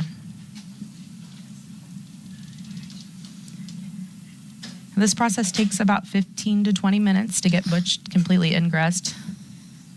But Dylan, our teams have really been working for the last few days leading up to this launch. It didn't just start in the last few hours, right? Yeah, that's right, Lauren. So we actually rolled the rocket out to the launch pad on Saturday. And once the rocket was rolled out, we made those connections, like I said before, to all the pad utilities. So the propellant storage farms, pad power systems, the environmental control systems. And once all that was done, then we loaded the RP-1 rocket fuel onto the Atlas first stage. RP-1 is not cryogenic on Atlas V, so we were able to load that early prior to launch day. So we did that on Saturday afternoon, and with all that work complete, we wrapped up our activities on Saturday in preparation for our launch opportunity today. So this morning we came in at 11:15, powered up the launch vehicle, started doing all of our avionics checks and all those final configurations and double checking the configuration of the pad. With all that complete, we went ahead and loaded all the cryogenic propellants on board Atlas and Centaur. And we are seeing Sunny make a phone call right now. I think we might be able to actually see who's on the other end of that call. LCSY is on one. Go ahead, SYS. Step 170, L1 balloon cycle task is complete. Roger. So there on the left side of the screen, we are taking a look into the BMCC. And there's a bit of a surprise happening right now. Sunny is making her phone call to a man named Bill Barr. He is a Boeing employee working there in the Boeing Mission Control Center. And he is the responsible engineer for the egress system, which stands for Environmental Control and Life Support System. Now, obviously, that's a very important system for flights with human on board.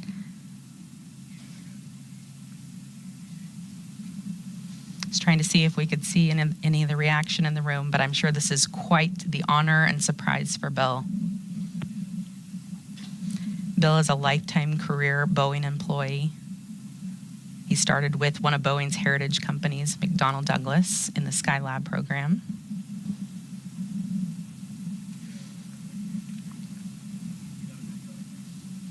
His teammates told us he is one of the greatest mentors anyone could ask for. Just a great teacher, knowledgeable, kind, and incredibly patient. Couldn't hear anything better from your teammates. Editor 1 is on listen to him. And we're going to start hearing some comm checks here as Butch gets connected.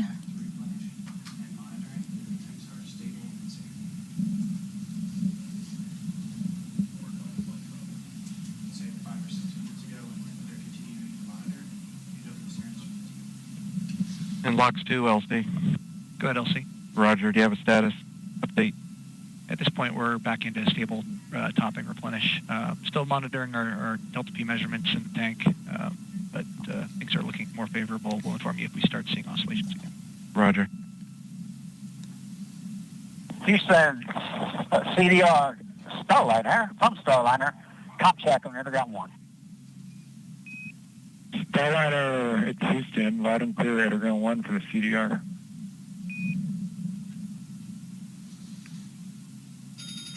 All right, good comms check there.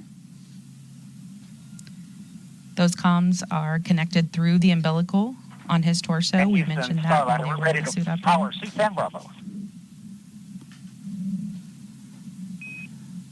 Starliner, Houston, Underground 1, we copy, ready for Bravo on the egress control power panel. You can take suit fan Bravo to ON.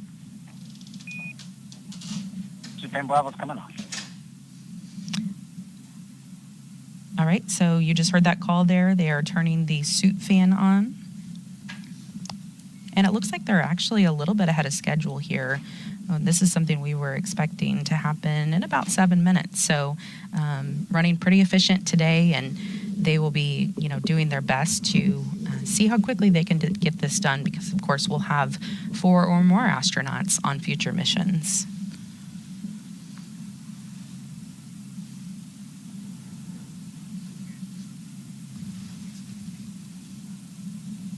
When they have the suit fan on, that system routes air from the cabin back into the suit.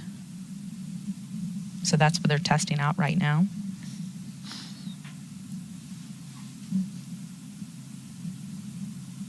You can see Butch has some paper procedures in his lap. He will use paper procedures until they get up into orbit. And then once they get up there, they will have tablets they pull out with the rest of their procedures.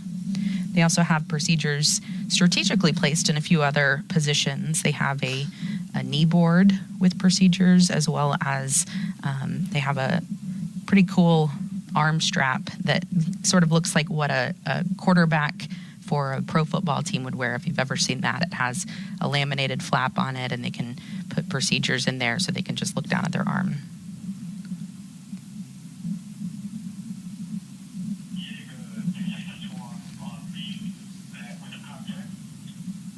So, Lauren, I believe Butch did play football, right? He did, yeah, college football player. So he may be used to seeing those. Yeah. There's not much Butch can't do, I'll tell you that. The spacecraft is about 15 feet across inside, so quite spacious. They like to compare it to about a mid-size SUV.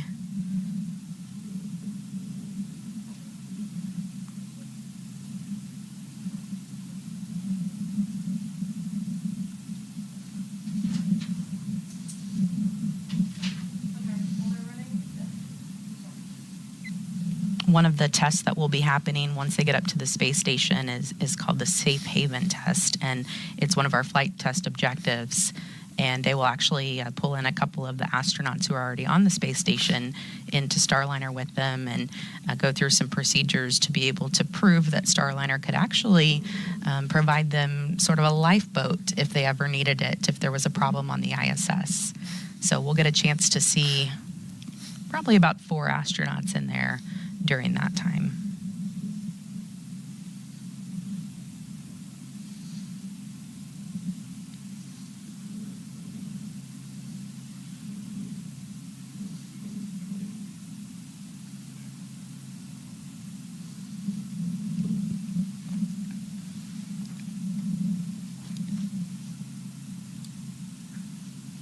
These seats that they're in are built to accommodate a range of heights as small as 4'11" all the way up to 6'4".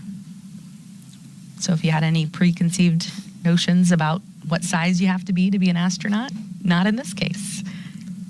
We will be able to fit all sizes. Sunny talks a lot about that too in the suit fits that they've done, that they've been able to, the suit checks that they've done, they've been able to make sure that they can accommodate all sizes.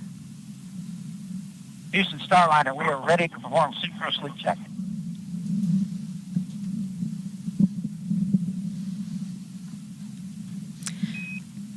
Starliner Houston, we copy, ready for suit gross leak check. CDR, we're ready. All right, so that call there for the suit gross leak check, that is to check for any leaks in Butch's spacesuit.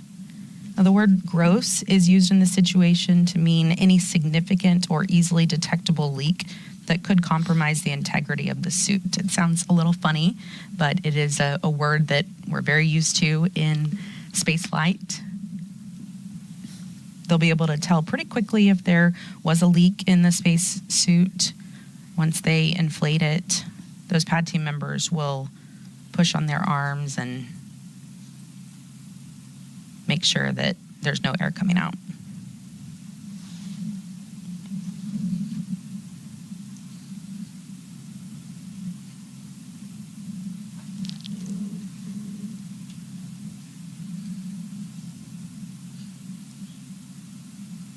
These suits are about 40% lighter than suits they've worn in the past. And Dylan, I've even tried on their gloves, and you would be amazed at how much you can move around in them, what all you can do in them. Of course, the fingertips you can use the tablets with, but I was really surprised at just how flexible they were.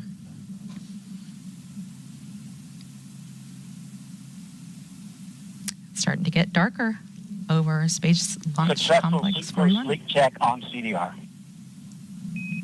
Houston copies a good gross suit leak check on the CDR. Thanks. Good gross leak check. Good news there. You know, Butch is a former flight test instructor at Edwards Air Force Base. He has a Master of Science in Aviation Systems. So let's listen to a little bit more on this retired U.S. Navy captain and CFT commander, Butch Wilmore. A large part of the desire within us is to do things that are of benefit to others. In this job, we get to do things that are of benefit truly for all mankind as we explore the heavens that not many people get to experience, true, but we don't go just to get the experience. It's about the team and it's about the benefit that it brings. My name is Butch Wilmore, and I am the commander for NASA's Boeing Crew Flight Test Mission to the International Space Station. Life in Tennessee, God's country, that's where I grew up. I'm very fortunate, had loving parents, took us to church. When I was young, 7 years old, I believe, they bought a little land out in the country. 6 acres or so, we had horses and cows, and I raised chickens and ducks, and just enjoyed life in the country. I went to Tennessee Tech, started working on an electrical engineering degree, and played football, which was a very difficult combination, I learned, because they're both full-time jobs. So it was a lot of effort over those years, but it molded me and it helped instill the work ethic my parents had instilled in me when I was younger. I entered the Navy and was fortunate to fly the A-7E. It's a single-seat attack aircraft, and I flew that for a couple of deployments. And then I transitioned to the F-18 Hornet, and through that process, I was selected in the test pilot program. You learn a lot about yourself as you go through test pilot school, where you're lacking in certain capabilities that are necessary to do a test pilot type of job. When it comes to flight test, the minute details matter. When we're doing our runs, hey, well, let's run it this way. Let's do it that way. Let's add this in. Let's take that out. And let's look at it in that regime so we can see how the spacecraft responds. And that's what you do with aircraft, that's what you do with spacecraft, and that's what this test is all about. This crew flight test is a series of these various tests to ensure that the operational requirements and the design meets those requirements. And I think everybody that does flight tests would agree. Focus, understanding, and also the team coming together to give you the overall understanding of the test and the capabilities of the spacecraft or aircraft that you're testing is vital. Sitting in this seat over here in the Starliner sim and doing the things we've done and learning about the spacecraft, developing a lot of the capabilities of the spacecraft, it's very humbling when you see and you interact with some of these professionals, and our human spaceflight and our nation has a debt of gratitude to them. Every single training evolution we have is brand new. We're the first to do it. Whether it is checking the survival equipment in the pool with a mock-up of the spacecraft and how you egress, get out of the spacecraft, whether it's the side hatch or the upper hatch, while the seas are rough and all those type of things. There's a thought of how things should be, but then there's the reality of how things need to be. And that's what this test is all. Everything we do is test. It's been a process over years that is such a benefit in all aspects of the capabilities of this spacecraft. And we're excited to be a part of it. We are excited to be a part of it as well. As they are starting to finish up with Butch, one of the things that was really important to him was to take the name tags of every single one of the pad team members up to space with them.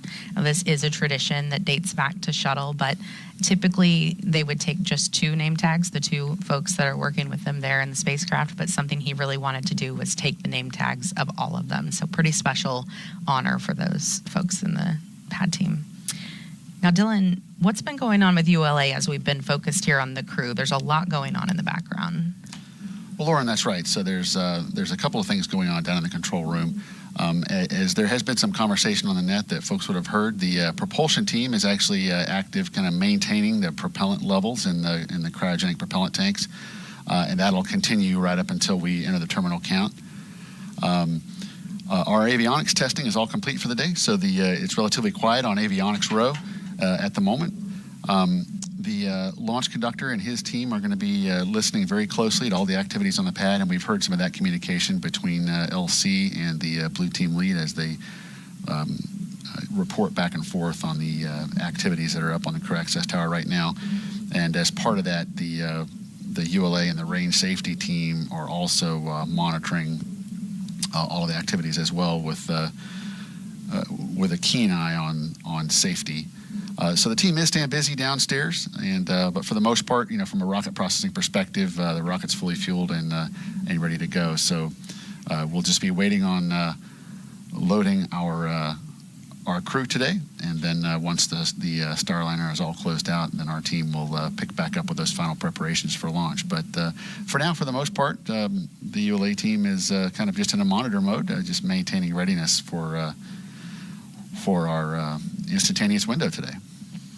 And for anyone who may be just joining us, I just wanted to let you all know at home, we are wearing headsets and listening to a lot of the chatter that's going on in the background. So you are hearing some of the public communications that are going across the loops, but we're also hearing some other things through our headsets. So it's our job to listen to those things and be able to translate them to you as they happen. So again, we are watching Commander Butch Wilmore get ingressed or entered into Starliner, and we are watching the pad team go through some of those procedures.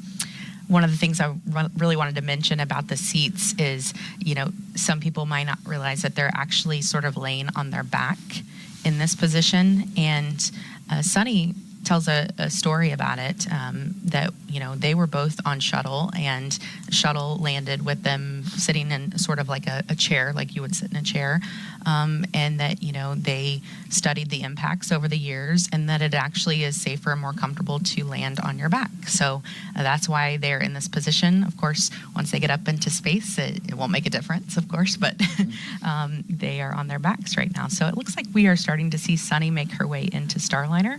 So to walk you through her procedures, we will send it back to Megan, Dee, and Nicole. Thank you so much, Lauren and Dylan. So as she said, we now see Sunny inside Starliner. She is to Butch's right. So Butch is closest to us on screen here, and then to his right is Sunny getting into the pilot seat. And Nicole, she's actually getting in a lot earlier than we were expecting. The pad team has until an hour and 55 minutes before launch to finish ingressing both crew members. And look where we are. Sunny getting into her seat 2 hours 27 minutes before launch, and crew ingress usually for each person takes 15 to 20 minutes. So really, all the math that I just said means they're ahead. Yes, and that is all goodness. As I mentioned in the suit room, we do have some pad to the numbers just in case you need to troubleshoot something. So say, for example, as Sunny's going to get strapped into the spacecraft, if one of the buckles breaks or if something is twisted and we need some extra time, since it's an instantaneous launch window, the last thing you want is something silly like that, something that we can fix, have the launch be scrubbed. And so we do have this time built in for troubleshooting, and if everything goes smoothly like it is so far, then you'll see the crew ahead of schedule. This is also a great point to this being a first developmental test flight.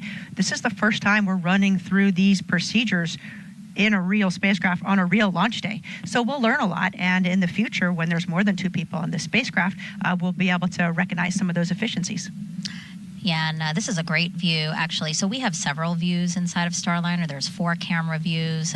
There's someone in Houston who's monitoring, which camera view gives all of the teams monitoring this launch the best views. And this one is a really great view. We see 2 pad team members helping Sunny get in, helping with her 5-point harness, as well as getting her leg and knee restraints on, right, Nicole? Yes, you have your feet that are strapped in. You can see those white straps on the top of Sunny's feet.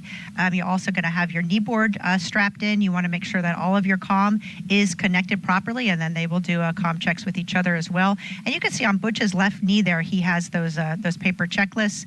Those are also tethered down. And so every, through many hours, hundreds of hours of simulation, you figure out what works for you, exactly where you want everything. And so it's important on day of launch that you have everything set up just as you have trained. Again, the astronauts Sunny going through the same procedures that Butch just went through.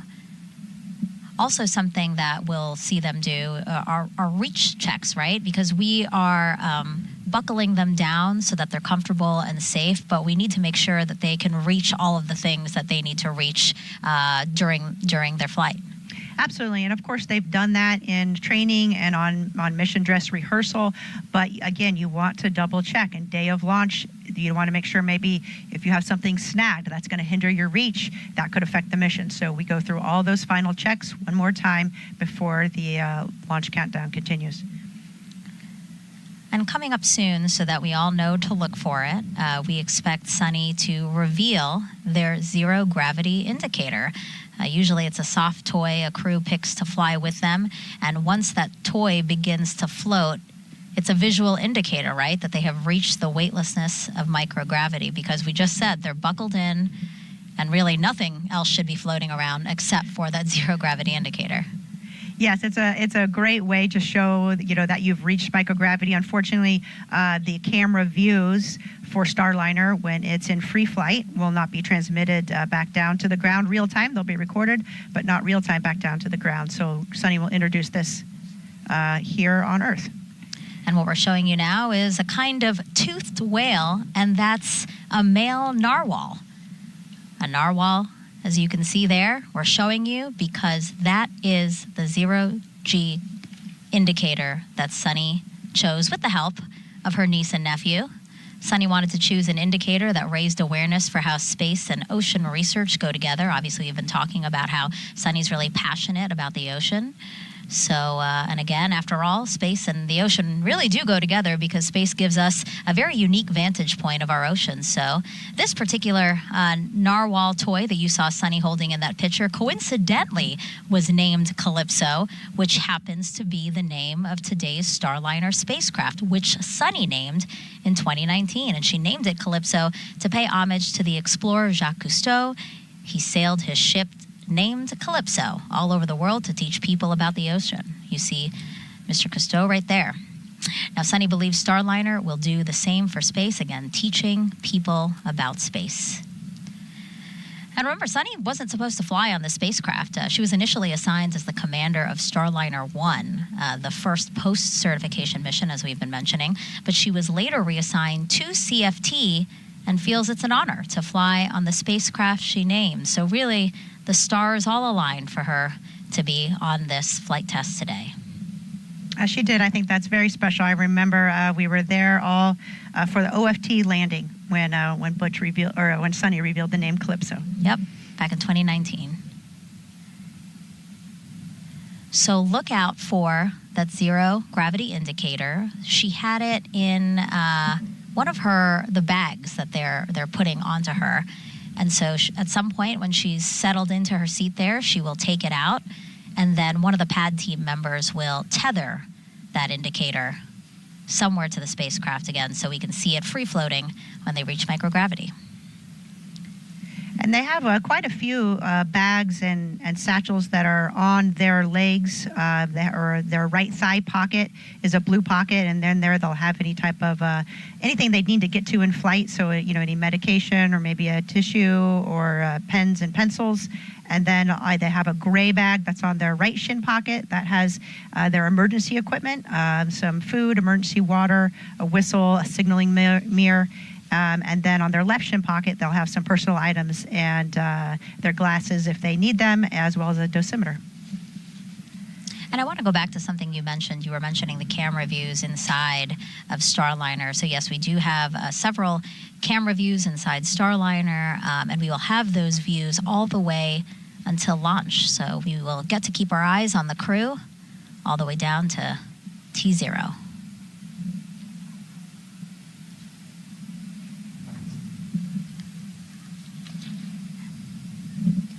Now I want to mention some of the pad team members that we have here. Com check. Starliner Houston, we have you loud and clear, radar ground 1 for the PLT. Got you loud and clear as well. So comm checks again between Sunny and Houston. It's That's part of the ingressing process, right? They get into the Starliner spacecraft, they get buckled in, then they do these comm checks with Houston, they do comm checks with each other, and then they do suit leak checks, and then the pad team will make sure that everything that's not supposed to fly to space is out of Starliner before they close the hatch and get ready for liftoff.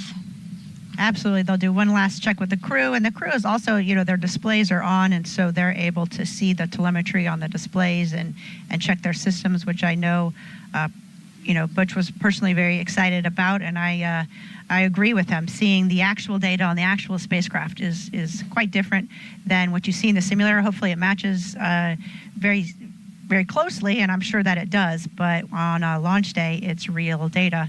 And so it's always interesting, something you want to take the time to walk through all of your subsystems. Yeah, the last time Sunny and Butch were in Starliner was a little over a week ago. They were doing another rehearsal for today. And when asked how it felt, Sunny said it felt like they're where they're meant to be. It felt like coming home. And Butch is the one who said he can't wait to get in there and see real data and telemetry. So I'm sure he's excited, but also focused. Absolutely. I remember thinking at this moment when I launched, it felt so much like a training evolution. And I think that's a testament to how well the teams do in preparing for launch. We run through and rehearse everything, and that's a very comforting feeling because you have a lot on your mind and you want everything to go smoothly. Throughout the broadcast, we've been hearing about each of their backgrounds. Both are test pilots, and both have said that background in particular has really helped them with this mission. Butch said our backgrounds are why we're here. And again, Sunny giving a lot of credit to Butch, saying he's always asking why, and it's really been helpful, especially in a test flight. Especially in a developmental test flight, there is so much to learn, and everybody is working together. But when you have that integrated spacecraft, how those systems come together, especially during an anomaly, is something that takes a lot of trial and learning as you go through that process. And so both of their backgrounds as test pilots have been absolutely instrumental in the development of Starliner. So coming up next, the suit gross leak checks on Sunny.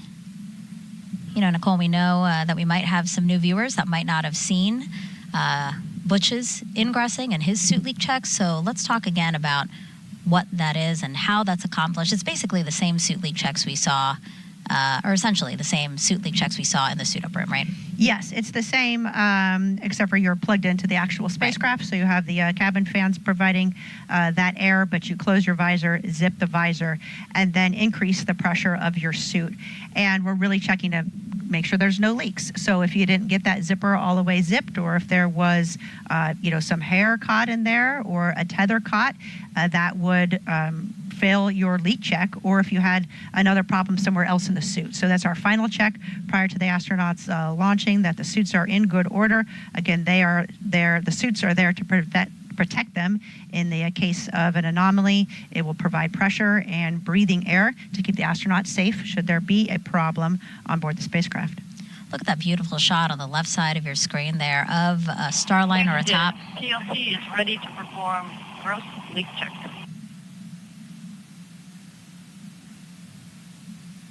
Starliner atop a United Launch Alliance Astrovan Starliner rocket. Houston, we copy, ready for the gross suit leak check. PLT, your go.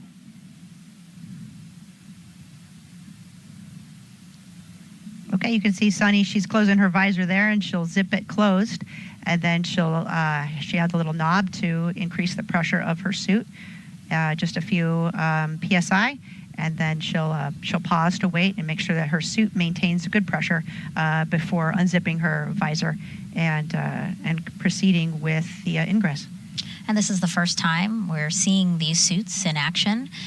So Nicole, did you have any input in how, I know that Sunny and Butch, did you have any input in how these suits were designed? Early on we worked a lot with David Clark and the suits. The design was pretty much set, but there were some modifications as the suits were built. We need to make sure that they fit each of the crew members, and in a pressurized environment. And so there were some adjustments that David Clark went back and made on the suits to make sure that we had still the ability to reach everything when the suit was pressurized, and also some work on the zipper. As you can see, the zipper is a critical component there at the helmet. You need to make sure that it's zipped, so we need to be able to visually confirm that it's zipped, be able to hold on to a tether that's on the zipper, and that the zipper is strong enough, and then we have a proper technique for zipping that helmet. Yeah, I remember Sunny saying that one of the modifications was putting a T-bar onto the end of that zipper just so that they really had a good grip on it as they made sure that it was completely closed. Absolutely, and even though you have pretty good dexterity in the gloves, it's still difficult to hold on to a little tether, so the T-bar helps quite a bit.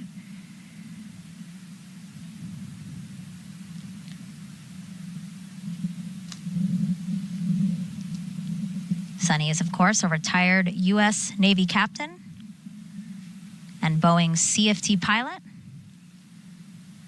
Some people might not know this, but Sunny once lived underwater for 9 days while working within the robotics branch of the International Space Station.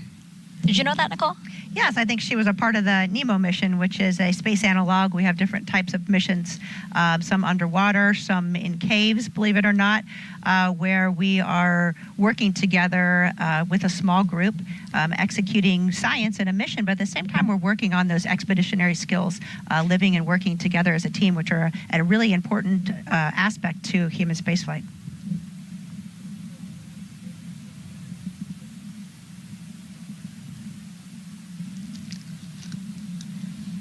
Check of the clock, 2 hours, 13 minutes and counting until liftoff of NASA's Boeing crew flight test.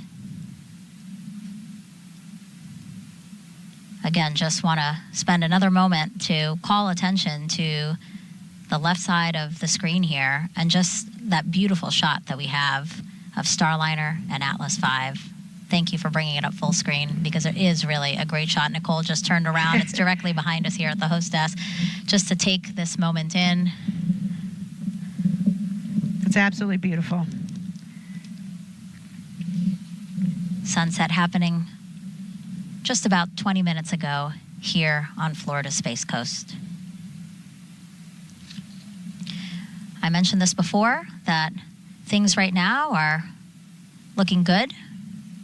The pad team had until 1 hour and 55 minutes to ingress the crew. All right, there we go.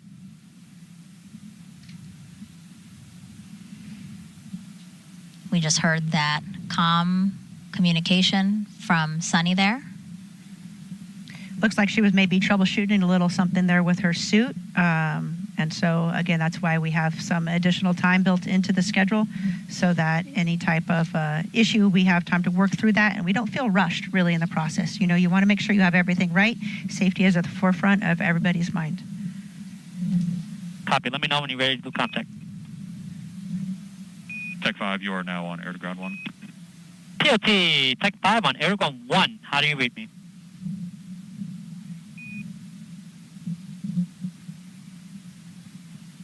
Okay, I do not hear you. Do you hear me? Contact.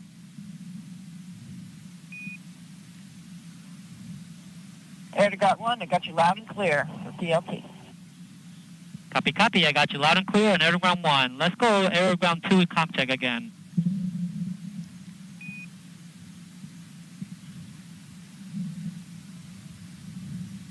Tech 5.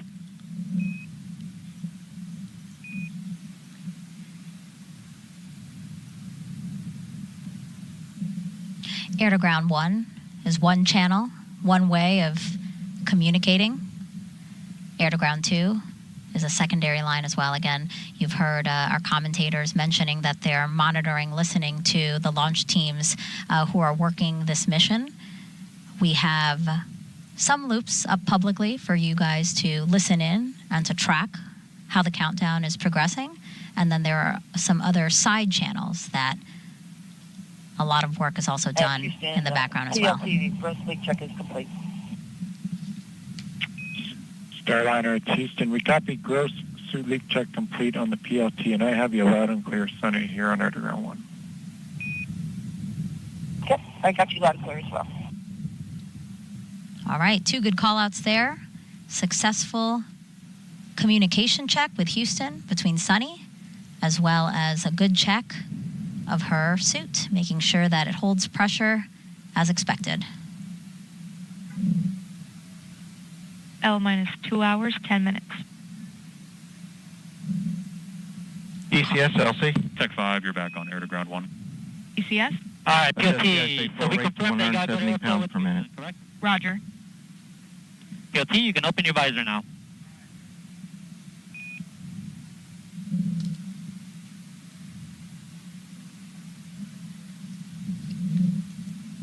All right, with Sunny opening her visor after a successful... PLT, perform comm check on ICOM with CDR.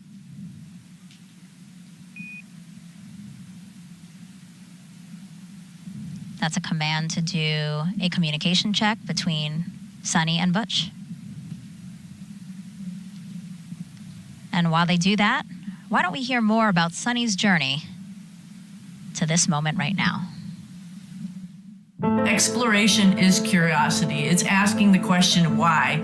It's taking that next step. Every time we do something for the first time, we're expanding our knowledge. My name is Sunny Williams, and I'm the pilot for NASA's Boeing Crew Flight Test Mission to the International Space Station. I feel really lucky to have grown up in a small town outside of Boston, Needham, Massachusetts. It was a great town because we were able to ride our bikes everywhere we went. My brother, sister, and I, we were all swimmers, and it was just a great childhood. My dad was a doctor and also did neuroscience research. We were the strange family who had pictures and diagrams of brains on our dining room table. My older brother went to the Naval Academy. I started researching a little bit, and I thought, well, what the heck, I'll try this out. And when I went, I found that I really loved it. Teamwork, followership, leadership, those opportunities that we had right from the very beginning, and to accomplish something a little bit bigger than yourself. And I think that paved the way for the rest of my career. Got a basic engineering degree from the Naval Academy. I really didn't know what it was all about when I went through that course curriculum, but when I went to test pilot school, all of that stuff sort of gelled together. I was like, oh wow, this is why we do math modeling. This is how we try to predict how change in an engine is going to affect the way the helicopter flies.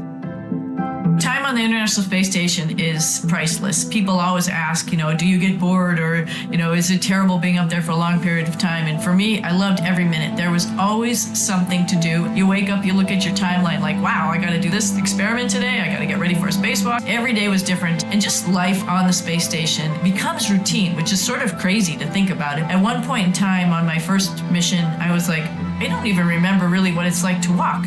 I've been flying around for so long. I don't even know what it's like to sit down. I got assigned to the commercial crew cadre in 2015. We went to the companies, found out the shell of their programs, and then actually started working with them to make them what they are today to accommodate astronauts.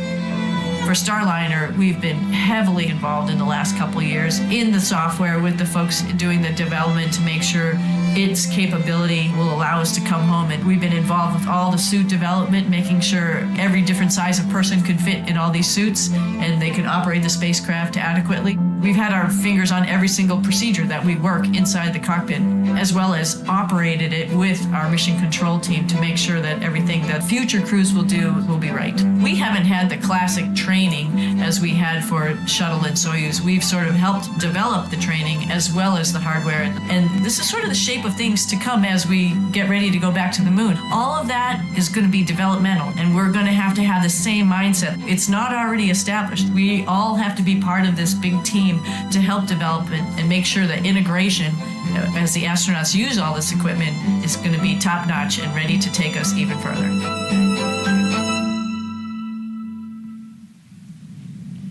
2 hours, 6 minutes and counting until liftoff of CFT. Both Butch and Sunny inside Starliner, which is sitting on top of a United Launch Alliance Atlas V rocket at Cape Canaveral Space Force Station's Launch Pad 41.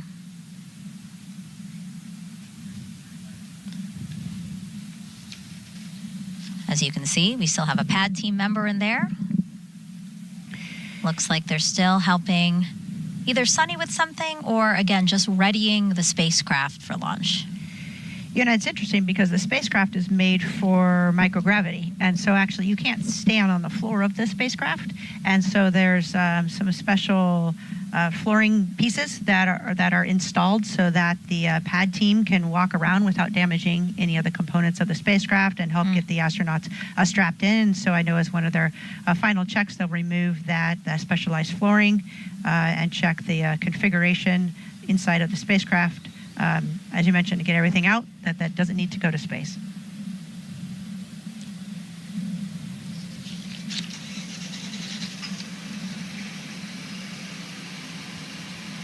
Oh, there it is. It looks like they have taken the narwhal out and they are finding a place to tether it. Maybe I'm just imagining it because I can't really see Sunny's face, but she looks happy to see the narwhal out. Again, a special zero gravity indicator that she picked with her niece and nephew. Pad, you are now on air to ground 1. Copy. Starliner crew, is there anything else you need help with before we leave and close the hatch?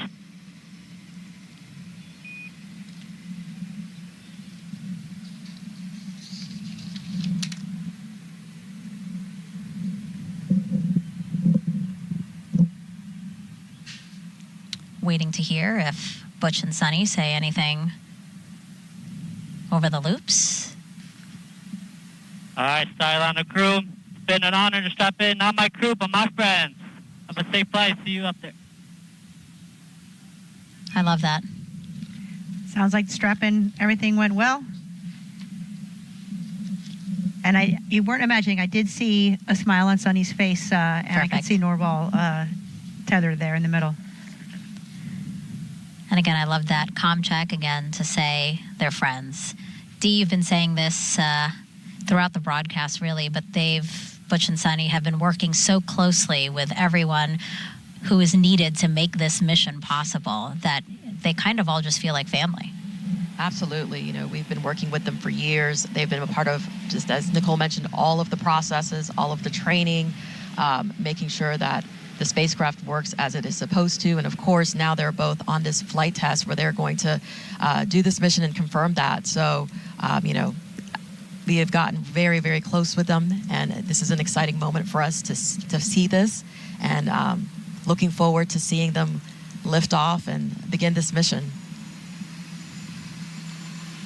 You know, it's interesting because you think of, you know, Butch and Sunny, of course, are the astronauts on top of the rocket right now and the ones going to space, but they really do represent, you know, that huge family of NASA and Boeing and everybody that's worked so hard to get to this point. Go ahead, AC. Okay, evaluating the SRV, we're most likely getting above the call cycles of this valve. We still have 2+ hours to go, so most likely exceeding the call value. We do not have a path to proceed further at this point. Roger. So at this point, your recommendation is to secure operations for today? That is correct. Roger. LD, LC on channel 1. Yes, sir. LD concurs with that. Roger. Flight and Slick, channel 1. Flight, sir. Slick's on channel 1. Yeah, Roger. So the engineering team has evaluated the vehicle is not in a configuration where we can proceed with flight today. So we're going to initiate our scrub and recycle operation. Roger. Flight copied. Roger. And if you're just joining us, I'll look at the clock here. Personnel, this is LC on channel 1. Let's turn to page 187, scrub crew egress operations.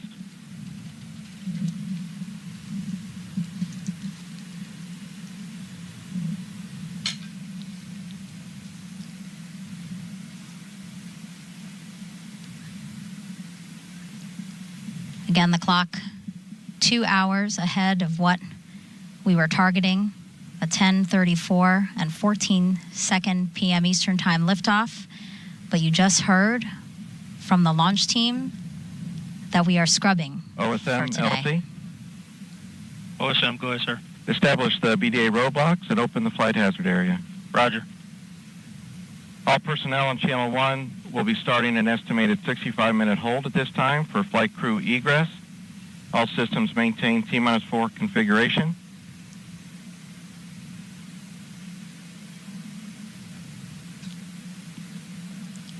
As we hear some communication between team members, let's get it over to ULA's Dylan Rice to walk us through what we know so far and what we can expect moving forward today.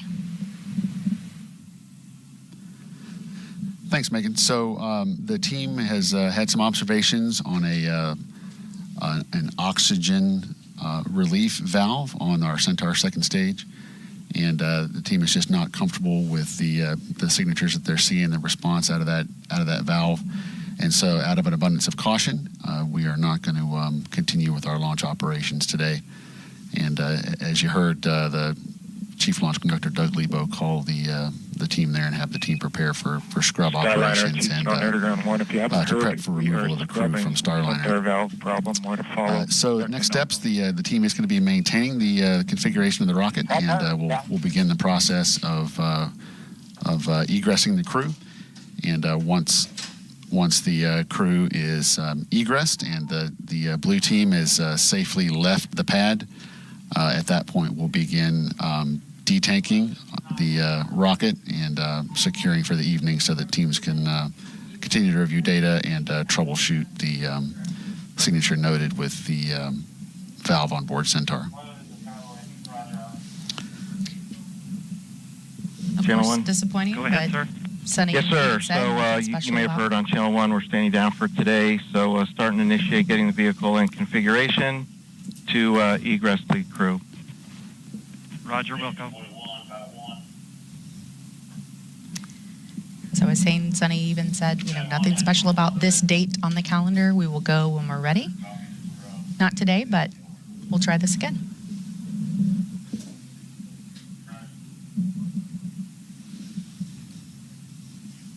So a lot of what's going to be happening now is sort of what we've seen happen up to this point, just in reverse. Right, and again, this decision was not made lightly, but really out of an abundance of caution. We say that the rocket business is a business of 10 million details, and only when all 10 million details are correct and where you want them to be do you let your rocket fly. So for today, we're going to go back and Slick LC Channel 1. LC, you have Slick. Yeah, Roger. So I'll rely on you timing-wise to let me know when you're ready for the CTV convoy to return to pad. Yep, I was working that right now. Roger. So again, for now, we'll be maintaining the configuration of the launch vehicle until the crew and the blue team have exited the area, and at that point, we'll begin detanking and securing the launch vehicle for the evening. So for now, I think we'll turn it back over to Megan at the host desk. Thank you, Dylan. Again, just a recap for folks, about 4 minutes ago, the launch team decided to stand down from the launch attempt today. Dylan noting for us that the ULA folks and the launch team, they decided to, out of an abundance of caution, to stand down because they saw something off nominal with an oxygen relief valve on Centaur. So right now we are looking live inside the White Room, where the pad team will begin procedures to help the crew out of Starliner, out and down the crew access tower. And then we also heard that plans are in place to return the Astrovan to the pad to pick up the team and return them to astronaut crew quarters. Now, Nicole, walk us through what we expect to see. There are obviously procedures in place for this exact thing, if needed. Absolutely, and this is trained and rehearsed multiple times as well, and so ULA will make sure the rocket is in a good state, and they will follow their procedures. As far as the crew specifically, since the hatch wasn't closed and ordnance wasn't armed, it's quite simple for the crew. They'll wait for some callouts to make sure that the spacecraft's in a good config.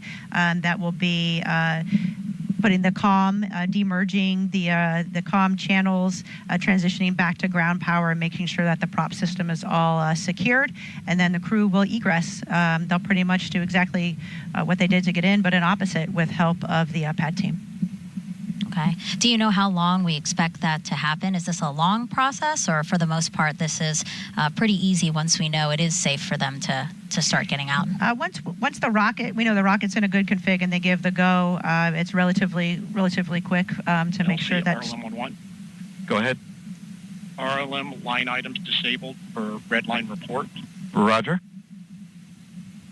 P&E2, LC. Go ahead. Secure CEC and activate safing purge. Roger. And you hear the comm... FTS, LC. FTS. Secure RF FTS and GPS metric tracking. Roger. That's the comm there from ULA. They are following their specific, procedure, and it's really just true professionals executing the scrub on the ULA side, as well as Boeing. CEC secured and saving purge active. Roger.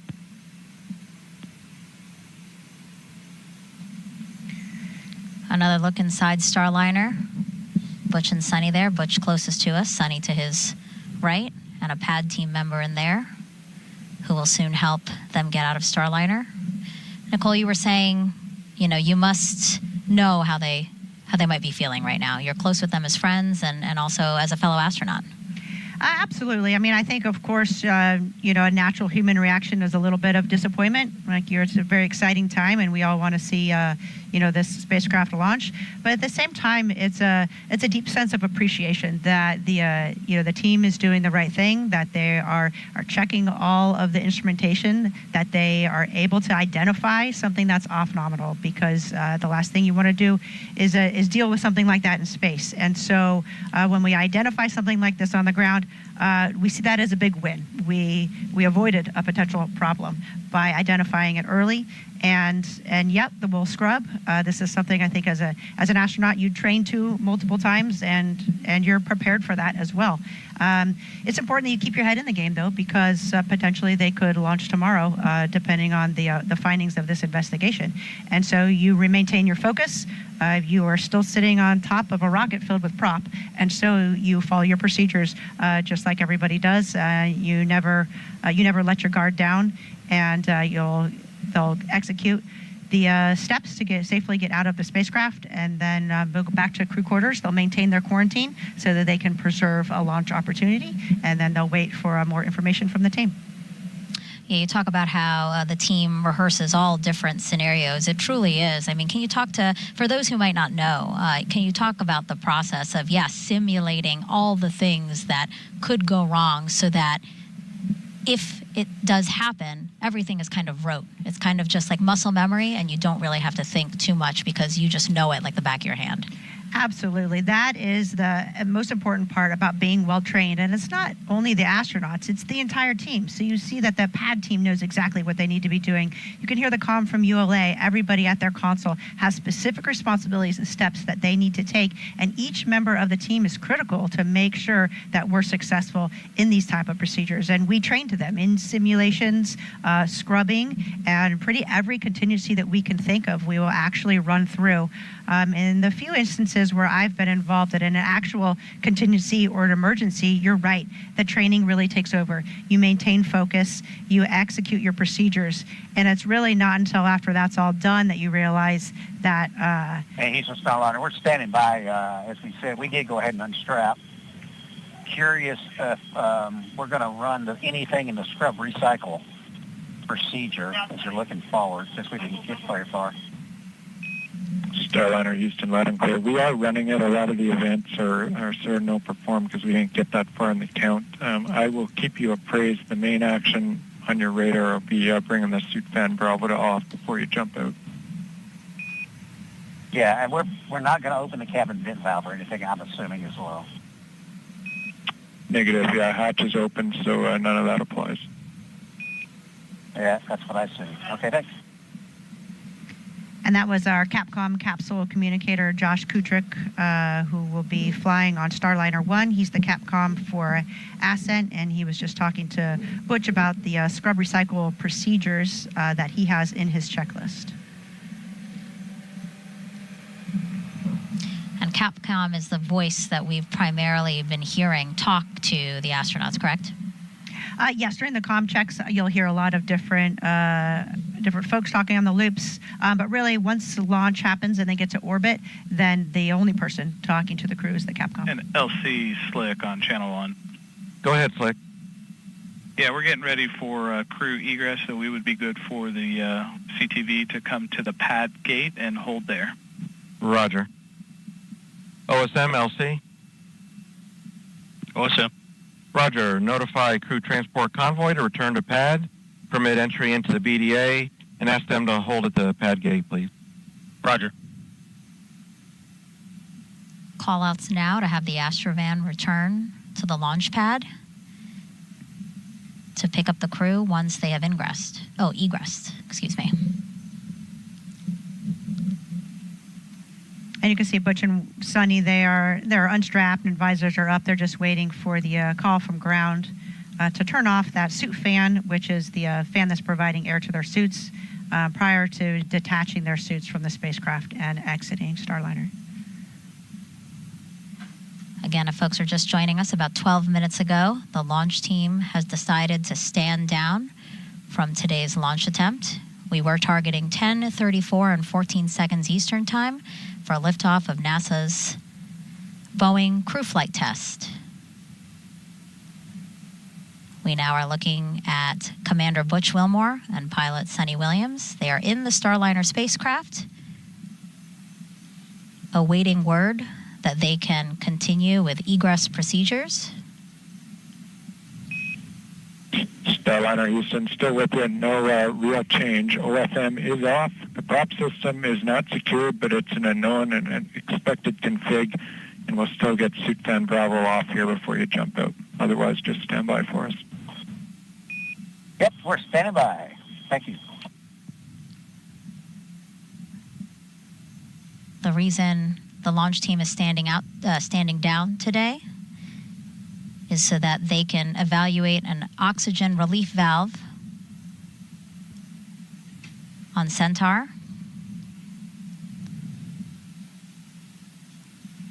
That's the second stage of ULA's Atlas V rocket. Nicole, some of those call-outs we just heard over the operational communication loops, or nets as they're called, again, just taking steps towards safing the launch vehicle, right? Yes, ULA is working towards making sure the launch vehicle is in a good config, and then Mission Control is focusing on Starliner, the spacecraft itself, to make sure that the systems are in the proper configuration before the astronauts exit the spacecraft. And I think you heard the call there from Josh that the final thing will be to turn their suit fans off. And so the controllers in Mission Control, the flight controllers, are now sending commands, to the spacecraft to get it in that good config. And then Butch will send that final command for the suit fan. Throughout the show, we've had commentators across NASA, Boeing, and ULA monitoring the launch. So why don't we head back over to our ULA commentator, Dylan Rice, who continues to monitor what's happening now as we take steps to egress the crew. Thanks, Megan. Yeah, you've heard some of the communication as the team has gotten into the securing processes here. So from a rocket perspective, really what's going to happen next is we're just going to hold the current configuration of the rocket. We're not going to start detanking. We're not changing any configuration at all until the crew has egressed the capsule and the team has left the pad. There were a couple of LCOSM. Go ahead. Yes, sir. You have per step 90. You have 20 personnel entering BDA at this time. Roger. Okay, with that call indicating the crew convoy has now arrived back at the pad. But there were a couple initial securing items that we did early on in the process here, and that was securing our RF systems and then stopping the Centaur engine chill down, given that we're not planning on launching today. Otherwise, the launch vehicle is maintaining a safe configuration until we get the crew and the blue team away from the pad. And in a situation like this, if we see any data signature that is not something that we have seen before, then we are just simply not willing to take any chances with what is our most precious payload. So we're going to take a step back, go review that data, go understand why this signature is different from what is in our previous experience base, and then we'll take whatever action required before we reattempt a launch. So for now, the team is going to continue to watch over the launch vehicle as the crew gets ready to egress the capsule. The 3 members of the ULA Blue team now are going to be standing by, waiting to secure the white room once the crew has egressed Starliner, and then at that point we'll close Starliner up and begin our detanking. So in our planning and in our practice runs, that whole process takes just a little over an hour. So we're I believe we're approximately 15 minutes into that time now. So very shortly we'll be seeing the astronauts egress the capsule and then make their way down the crew access tower back to the van and back over to the ONC for the evening. And of course, all of our teams do so much training, so many run-throughs, and scrubs are no different. We run through good days, and we also run through scrubs. So this is not the first time these teams are going through these motions, even though this is the first time we have had a crew on Starliner. So they will be going through their procedures for this scrub. I think we saw just a second ago some of the pad team members flipping through, and they're going to be leaving everything in the proper configuration for... And Houston PLT is egressing. I'm waiting on the suit fan call. Copy, we still got good video, and we will call you for suit fan Bravo. Thanks. Okay, up. All right, so Butch just waiting now while Sunny gets out first. Just like we saw Butch going first, Sunny come in second. They'll go. And Starliner, Houston, for CDR this time, we see you getting out. As soon as you are on your way out, you'll go to shut that suit fan Bravo off. Let us know when it's off. Let's go. And Sunny making her way out of the spacecraft now. The pad team there to help her get out. You know, and Lauren, just like we talked about when we started the built-in hold as we prepared to load the astronauts, this countdown has really been developed to support, you know, not only just 2 astronauts but 5, even 7 astronauts on Starliner, right? So the same thing with the egress procedure. When it comes time to pull astronauts out, the time that we've got allocated could support as many supports pulling a full complement of astronauts off of Starliner. That's not what we're doing today. We've just got Butch and Sunny on board, and so you know, it is possible that we'll be moving much more quickly into our scrub detank operations. But for now, we have got bookmarked that 65 minutes to get the crew off, but probably will not quite take that long, given that we're only pulling two people out of Starliner. And of course, this happened early enough in the countdown that the pad team was still there. We didn't have to wait for the pad team to return and help them get out.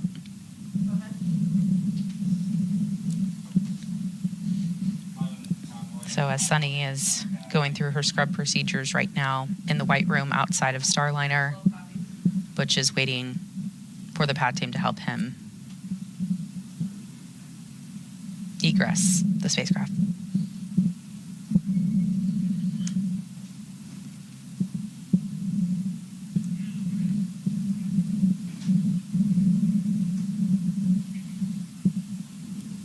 And again, these are contingency procedures that, just like the launch procedures, we have exercised these contingency procedures as well for launch scrubs and having to come down off the tower and head back to the ONC. So nothing new to this team. This team has been through these procedures, and they're very well understood. LC Slick on channel 1.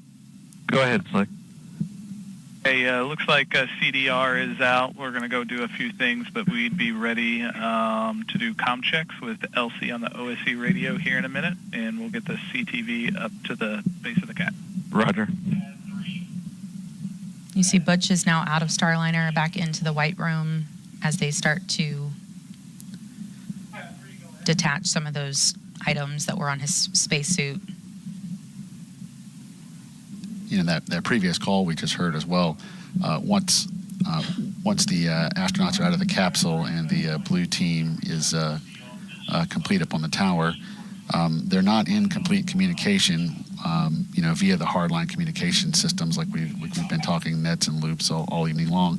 So that previous call there was to establish a comm check with the chief launch conductor via the walkie-talkie. So we do have the walkie-talkies available for those periods of time when we're not actually on the hardline communication system. So they'll be executing that comm check shortly. And again, that's per one of our contingency procedures. We have got plans in place to address most problems that come up, and that is one of them. That just make sure your walkie-talkies work before you unplug yourself from the hardline communications systems. And again, those walkie-talkies allowing the team to communicate with the team in the field to communicate with the team back here in the Launch Control Center as they're driving out of the pad and over to the fallback area. The Astrovan will be there shortly to pick them back up and take them back over to crew quarters.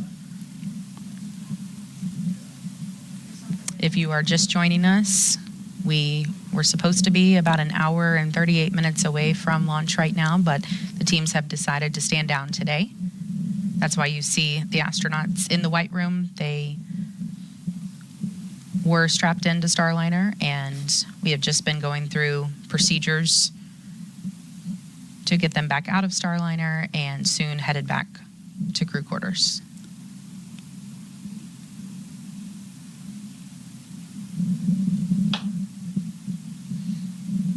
A lot of the things we walked you through earlier, they're doing in reverse right now, just to make sure that everything is in the proper config for the next attempt. You know, Dylan Sunny recently was talking to media, and she made the comment that one of her... OSM, LC. OSM, go ahead, sir. Roger. Crew transport vehicle is clear to proceed to the CAT. Roger, copy that.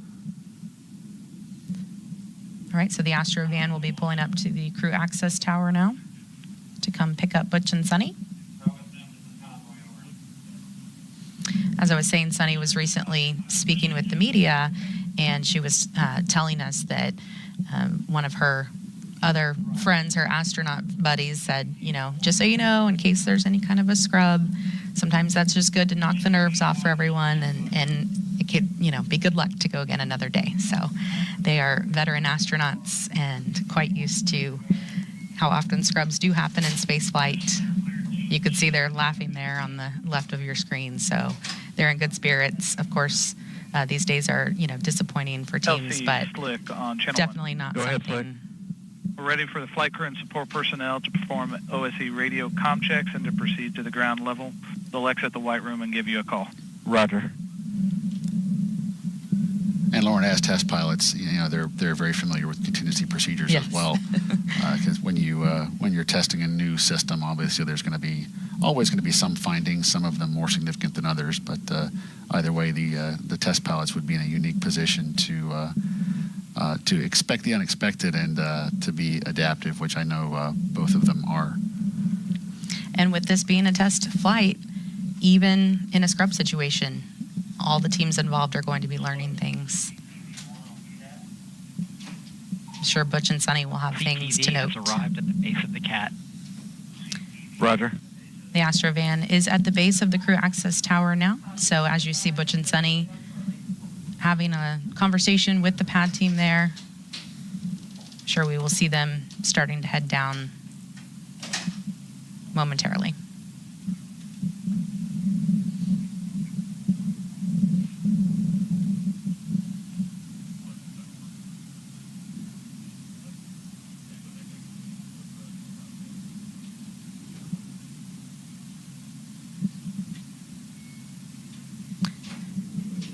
Teams on some of the side nets are telling us the crew egress procedures are complete.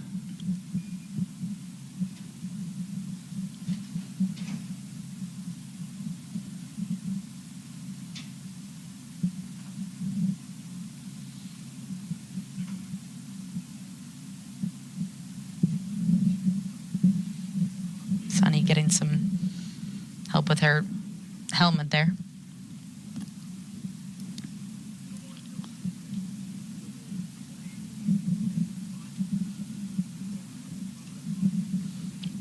All right, they are on the move. They are going to be headed back into the elevator. They are on level 12, so headed back down to the base of the crew access tower, and we'll get back into the Astrovan to head back to crew quarters. And with that, we will send it back over to the ladies at the desk, Megan, Dee, and Nicole. Thank you, Lauren and Dylan, for giving us more insight into today's scrub. Now, so we just saw Sunny and Butch get into the elevator from level 12 here at the crew access tower, and they are now going down to the pad, where, as you just heard, they will get into the Astrovan. Nicole, what are the next procedures, right? So they'll go back to astronaut crew quarters, and what happens then? So they'll go back there and obviously get out of their spacesuits, and then we can expect a brief. The astronauts will get briefed on the details of the anomaly that was seen on Centaur and information on at the ground floor and exited the CAT elevator. Roger. And information on what the next plan is. And so, hopefully we have an opportunity to launch tomorrow, but we don't have enough information yet to know. But the crew will plan on that, right? They have to always be prepared. And so they will follow their schedule as far as eating and sleeping and other, briefings that they need to obtain. And they'll make sure that they kind of reset themselves, so they'll have a chance to reunite with their immediate family. And again, that's why everybody stays in quarantine, so that even in a situation like this, they can, the support folks as well as family can still be together. Yeah, everything is choreographed down to the minute. You were talking about their schedule because, again, since this launch is later at night, everything has to shift so that they're awake and ready for launch when it is. Yes, sleep shift is a big part of it, and even though we see this launch at 22:30, the astronauts have already been up for 5 hours, and once they launch and get to orbit, they still have a lot to do in orbit to test out the systems of Starliner, and so it's a very long day. It's important that they are well rested and ready to go. And now we see the Astrovan backing up away from the elevator that took the crew to and from level 12 of the crew access tower. Again, on their way to astronaut crew quarters inside the Neil A. Armstrong Operations and Checkout Building. This drive, again, will take about 20 to 25 minutes. Nicole, you mentioned that because of the scrub, they will have time to see their families again. That must be nice to have that opportunity to reconnect with them. I think it is. There's always, a ton of emotions associated with launch, and maybe you don't realize it at the time, but I remember talking to my husband and son after launch. Crew transport vehicle has exited the pad gate. Roger. And just a comment on how much just energy and excitement. And when you have all those emotions running through your body, it can be quite exhausting. So it'll be nice to have a chance to reunite with their family, as well as the astronauts and the other support personnel back at crew quarters. I'm sure they'll have a nice meal, which I know Butch always comments on the wonderful food and the folks that take care of us at astronaut crew quarters. And so we're thankful to continue to have their support, and then we'll be standing by for the next steps. Yeah, that's interesting and very correct of you to say that Butch, in the last few days leading up to launch, has been talking about how excited he is for the food here at KSC. So hats off to the chefs at Astronaut Crew Quarters. Butch was looking forward to a meatloaf meal. I'm sure he had it before launch, and Sunny was looking forward to eating some salmon. So at least they'll be treated to another delicious meal at Astronaut Crew Quarters. And even, the folks all the way from the chefs to the to everybody that keeps the crew corridors up and functioning, this has all been rehearsed and part of a plan. So all these the contingency plans are laid out and in place, and now they just need to be executed. And you had mentioned that there is an opportunity to launch tomorrow. There's an opportunity to launch May 10th and May 11th as well. We say opportunities to launch because we just know the date and time is reserved on the range. Can you talk to us about that? Yes, an opportunity really means, from an orbital mechanics standpoint, as far as the spacecraft rendezvousing in a proper profile with the International Space Station and range availability. That's all we know when we say a launch attempt. There's still a lot of other factors, weather often being one of the biggest ones, and then of course the status of the spacecraft and the rocket. Those are the status is unknown right now, and so we'll stand by for further information, and once we have that information, NASA together with Boeing and ULA will determine what the next launch attempt will be. So that's kind of the difference when we talk about a launch opportunity versus a launch attempt. Right. So I'll list, the backup launch opportunities we have. But again, these are just opportunities, as Nicole has been saying, and as well as Dylan. LC, this is FTS on Channel 1. Go ahead, FTS. Yeah, step 50, RF, FTS, and GPS metric tracking is secured. Roger.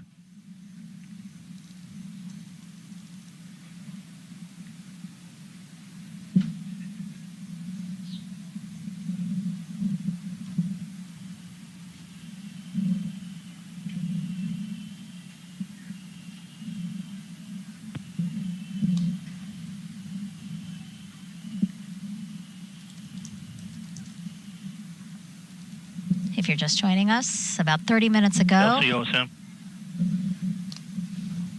Go ahead. Yes, sir. 22 personnel have exited BDA area. Roger.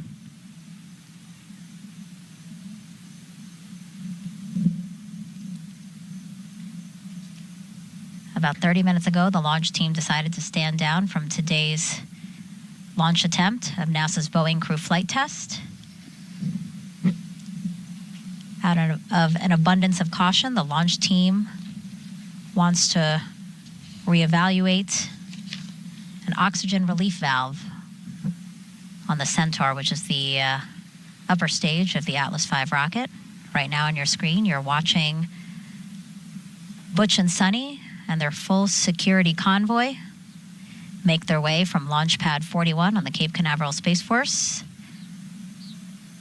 Station, and they will make their way through Kennedy Space Center to make their way back to astronaut crew quarters. The ULA team will evaluate, again, that valve. And Nicole, you were saying that you expect the crew to get some sort of briefing as to what information the team might have to share with them when they get back to crew quarters. Absolutely. I expect that they'll get a preliminary briefing as soon as they get changed out of their flight suits or spacesuits, and with just the information that they have. And then they'll set a time for a follow-on briefing. Maybe that will be tonight, maybe it'll be tomorrow. It really depends on the situation.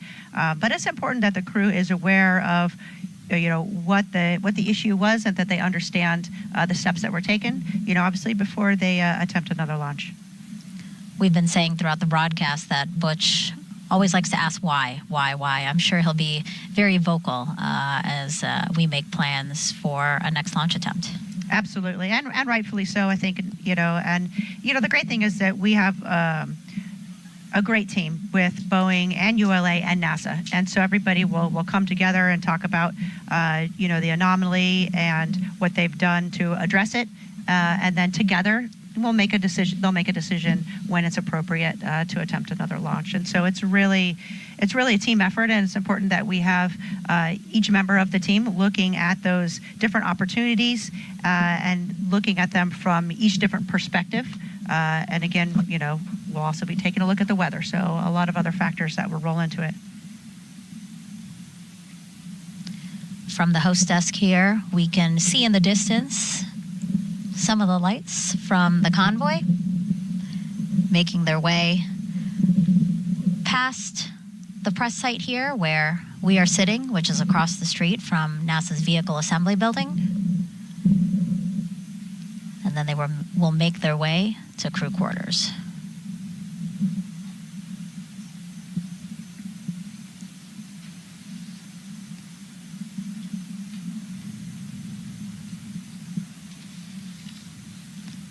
Nicole, you said again that this was all prepared for and thought of in case this did happen, and we did see very quickly how everyone knew what to do. Yes, sir. Talking with the Denver team and our team, we're probably going to want to do that troubleshooting that we had come up with on this SRV once we get the pad cleared. So I'd like permission to take that to 6 and get that discussed, get you a recommendation. Roger, please, committee anomaly team, provide a recommendation. I'd estimate at this time it'd be about 30 minutes. We'll be ready to start detanking. Sounds good. Thank you. Absolutely. Everything is rehearsed from what we call nominal operations, where everything goes perfectly smooth, to little issues, so that everybody's aware how to troubleshoot those and what their roles and responsibilities are, as well as a scrub, as well as major contingencies. We really practice all of those different scenarios so that the team is prepared. And I think you'll see, or you can recognize today how calm everybody was, and they're executing their procedures. Everybody knows that their role. And quite quickly, we talked about the situation. Butch and Sunny were informed, a decision was made, and then once they started the scrub process, they were actually outside of the spacecraft quite quickly. So really just a testament to the professionalism and the preparedness that we see from this team.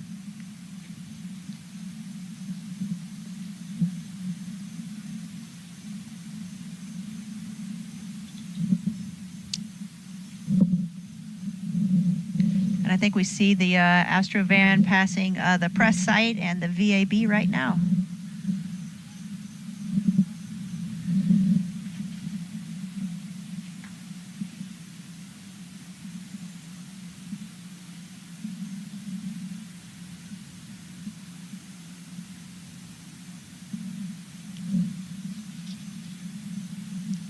Crew quarters, probably another 10-minute drive from here.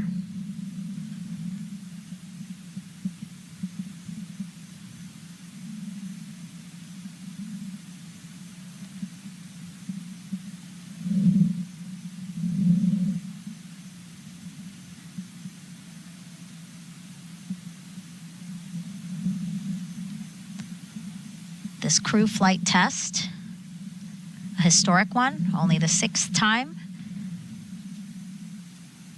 that NASA will fly a new crew transportation vehicle.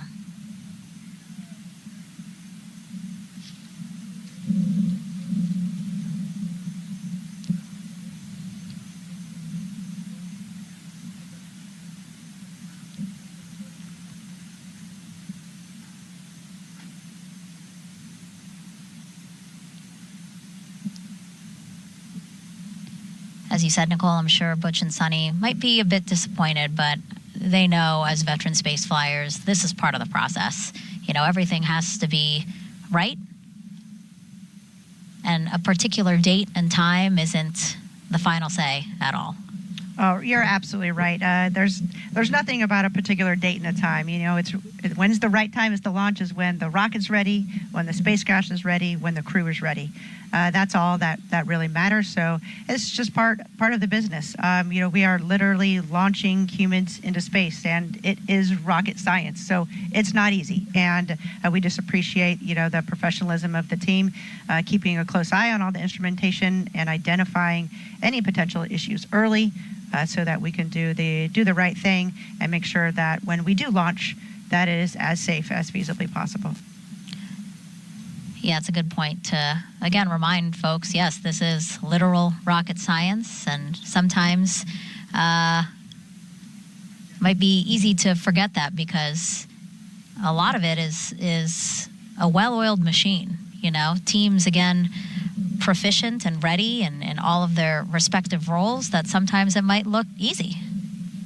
You know, I think you're right. Sometimes I think, especially recently in the past maybe 5 years or so, we've had so many launches. I mean, there was a launch earlier today. It's absolutely incredible, and it's just a great reminder that this will never be routine. Mm-hmm. It never can be. It is a very it's a very dangerous business, and that's why we have professional teams doing all the checks and making sure it's that we mitigate the risk the best that we can.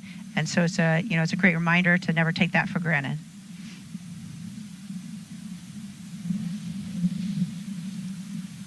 Anything you might want to say to Butch and Sunny tonight? I mean, actually, do you plan to maybe have an opportunity to touch base with them, and what might you say to them? I'll shoot them a text, but I'm sure they'll be quite busy with seeing their family, and I'm sure that from their family and friends, you can imagine how many texts and phone calls they're going to get. But I think it's important that they maintain focus, and they know that too. So I think a lot of folks, especially in the astronaut corps, will kind of just leave them alone, knowing that they have a lot to deal with, a lot going on. They need to stay in the game because potentially they could launch tomorrow, since there is a launch opportunity. And I can just imagine Butch with a smile on his face saying, "Yeah, well, this is human spaceflight. That's the way it goes," Mm-hmm. And he and Sunny thinking of this as just another great rehearsal for the entire team to walk through. And the next time they have an opportunity to walk out and ingress the spacecraft, you would expect it to go even smoother, and they're going to feel even more comfortable doing that. So I think that's the correct mindset to have. That's the best way to go about it. He actually just reminded me, Butch, in one of the recent interviews was asked, what do you think of setbacks? If there's a setback, what do you think of that? And he goes, they're not setbacks, they're steps forward. So as you said, another rehearsal, another opportunity to fine tune anything to make sure that the next time is even better than the last. Absolutely, and a great reminder that this is a developmental flight test. And this is, as you mentioned, we've only done this 6 other times in the history of humankind, and so it is a big deal. And every time we learn something and we overcome that challenge and we move forward, and that is a step in the right direction. That is progress. We're going to see the convoy turn left here in just a few seconds, and then it's a straight shot back to the operations and checkout building here at Kennedy Space Center, where the west wing of the 3rd floor, that is the astronaut crew quarters, a historic area of the ONC, where Butch and Sunny will go back to for the night.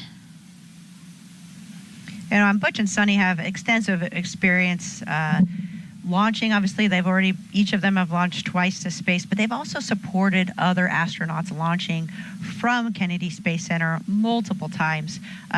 Butch specifically was a Cape Crusader back in the day, so he was, specifically a crew member that came out to support launches. And that's a lot of back and forth, and I'm sure he's seen a lot of scrubs and taken apart in successful launches and days when it's just not going to be our day to launch, and you're going to come back and launch another day. So, he's seen it from the perspective of a crew member as well as the perspective of a support astronaut. In fact, Butch has flown the T-38 across the Gulf of Mexico 458 times. Oh, wow. And you know how I know that?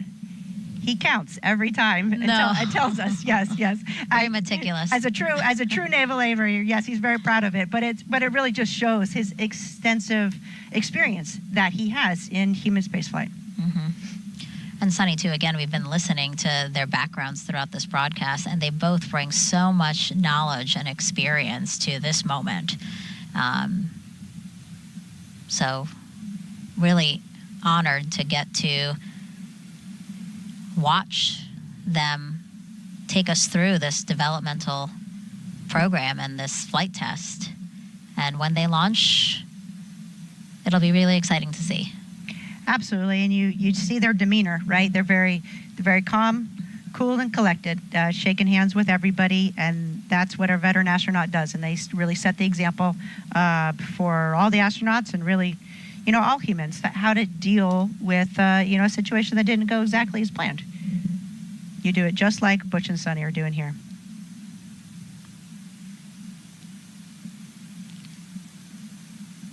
We're tracking the Astrovan, pulling into the parking lot of the operations and checkout building here at Kennedy Space Center.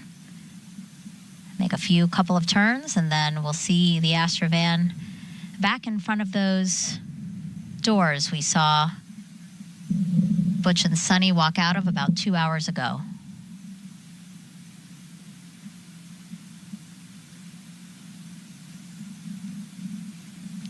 Looks like we have a couple of NASA astronauts there for their arrival.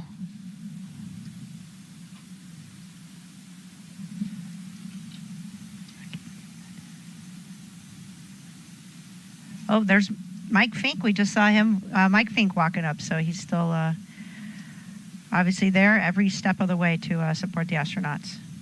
Yeah, after we saw him leave the pad in the Astrovan, Mike went back to the Boeing Mission Control Center here at Kennedy. It's the building we pointed out right next to the vehicle assembly building. And he was going to watch launch from there. So I'm sure after the scrub was called, he made a point to be back here to welcome Sunny and Butch.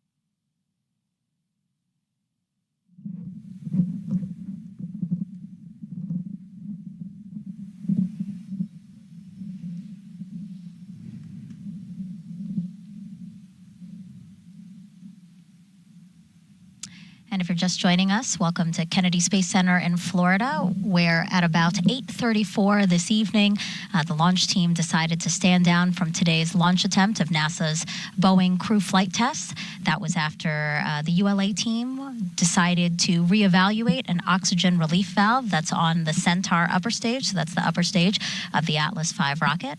If you have been watching us, you saw just a few minutes ago NASA astronauts Commander Butch Wilmore as well as pilot Sunny Williams. They have exited the Astrovan after the Astrovan picked them up from Launch Pad 41 and took them back to astronaut crew quarters, where they will spend the night and get updated as to the next steps to when another launch attempt can be made. I want to open it up to the hostess here now. Nicole, any final thoughts as we await some information about what happened tonight and again, the steps moving forward? Of course, just a really professional job done by the team in identifying a potential issue and then initiating the scrub. It was executed as planned, and the astronauts are now back at crew quarters, and they'll receive a briefing on the next launch opportunity, and hopefully that is soon. But in the meantime, we'll be standing by, and I know we all feel maybe a little bit disappointed, but this is a human spaceflight, and that's the way things go. There's a lot that goes into launching humans safely from the planet. And so I think that I just feel, thankful that this potential issue was caught early and that everybody is safe. And we're looking forward to another attempt soon. Yeah, well said, Nicole. And Dee, from Boeing's standpoint, anything you'd like to say? Absolutely. Of course, safety is our top priority. So, and this is no different. We really appreciate ULA's partnership throughout the Boeing Starliner program and their work with commercial crew. And, we'll fly when we're ready. Right. All right, so with that, we want to pull up on the screen right now the link to the Commercial Crew blog, and that is where we will post the latest information about an upcoming press conference that we do plan to have. We do want to be able to share with you what we do know about the reason why we stood down today from launch. So again, take a look at your screen, blogs.nasa.gov/Boeing crew flight test. Again, that's where you can go to find out when we will have that press conference, which will be on NASA TV. So again, you are watching NASA TV right now, so this is the place where you'll be able to watch that press conference. We're aiming for about an hour or so, but again, we do want to give our teams as much time as they need to gather the most accurate and timely information they can for you, and again, we will share that at that upcoming press conference. But for now, again, we want to thank you so much for sticking with us and watching our live coverage of the first launch attempt of Boeing's crew flight test, NASA and Boeing's crew flight test. But until then, and that press conference, we hope to see you on there for more information about when we can next launch. Have a good night.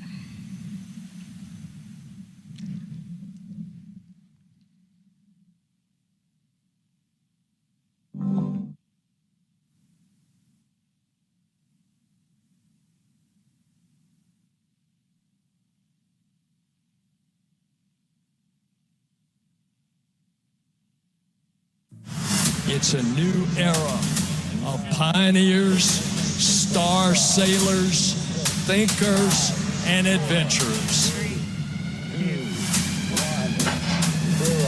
All engine running. Let's go.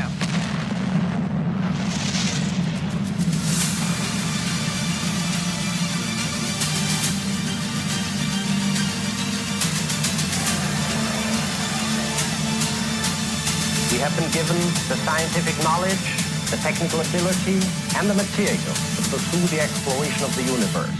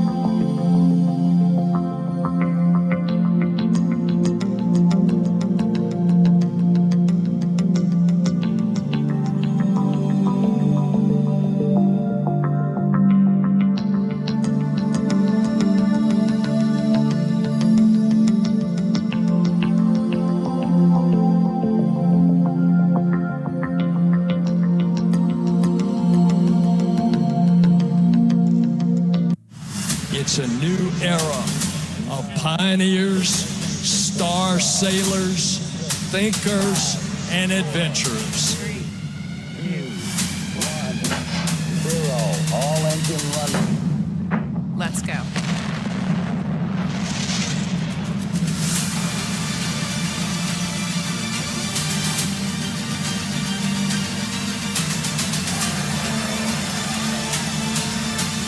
We have been given the scientific knowledge, the technical ability, and the material to pursue the exploration of the universe.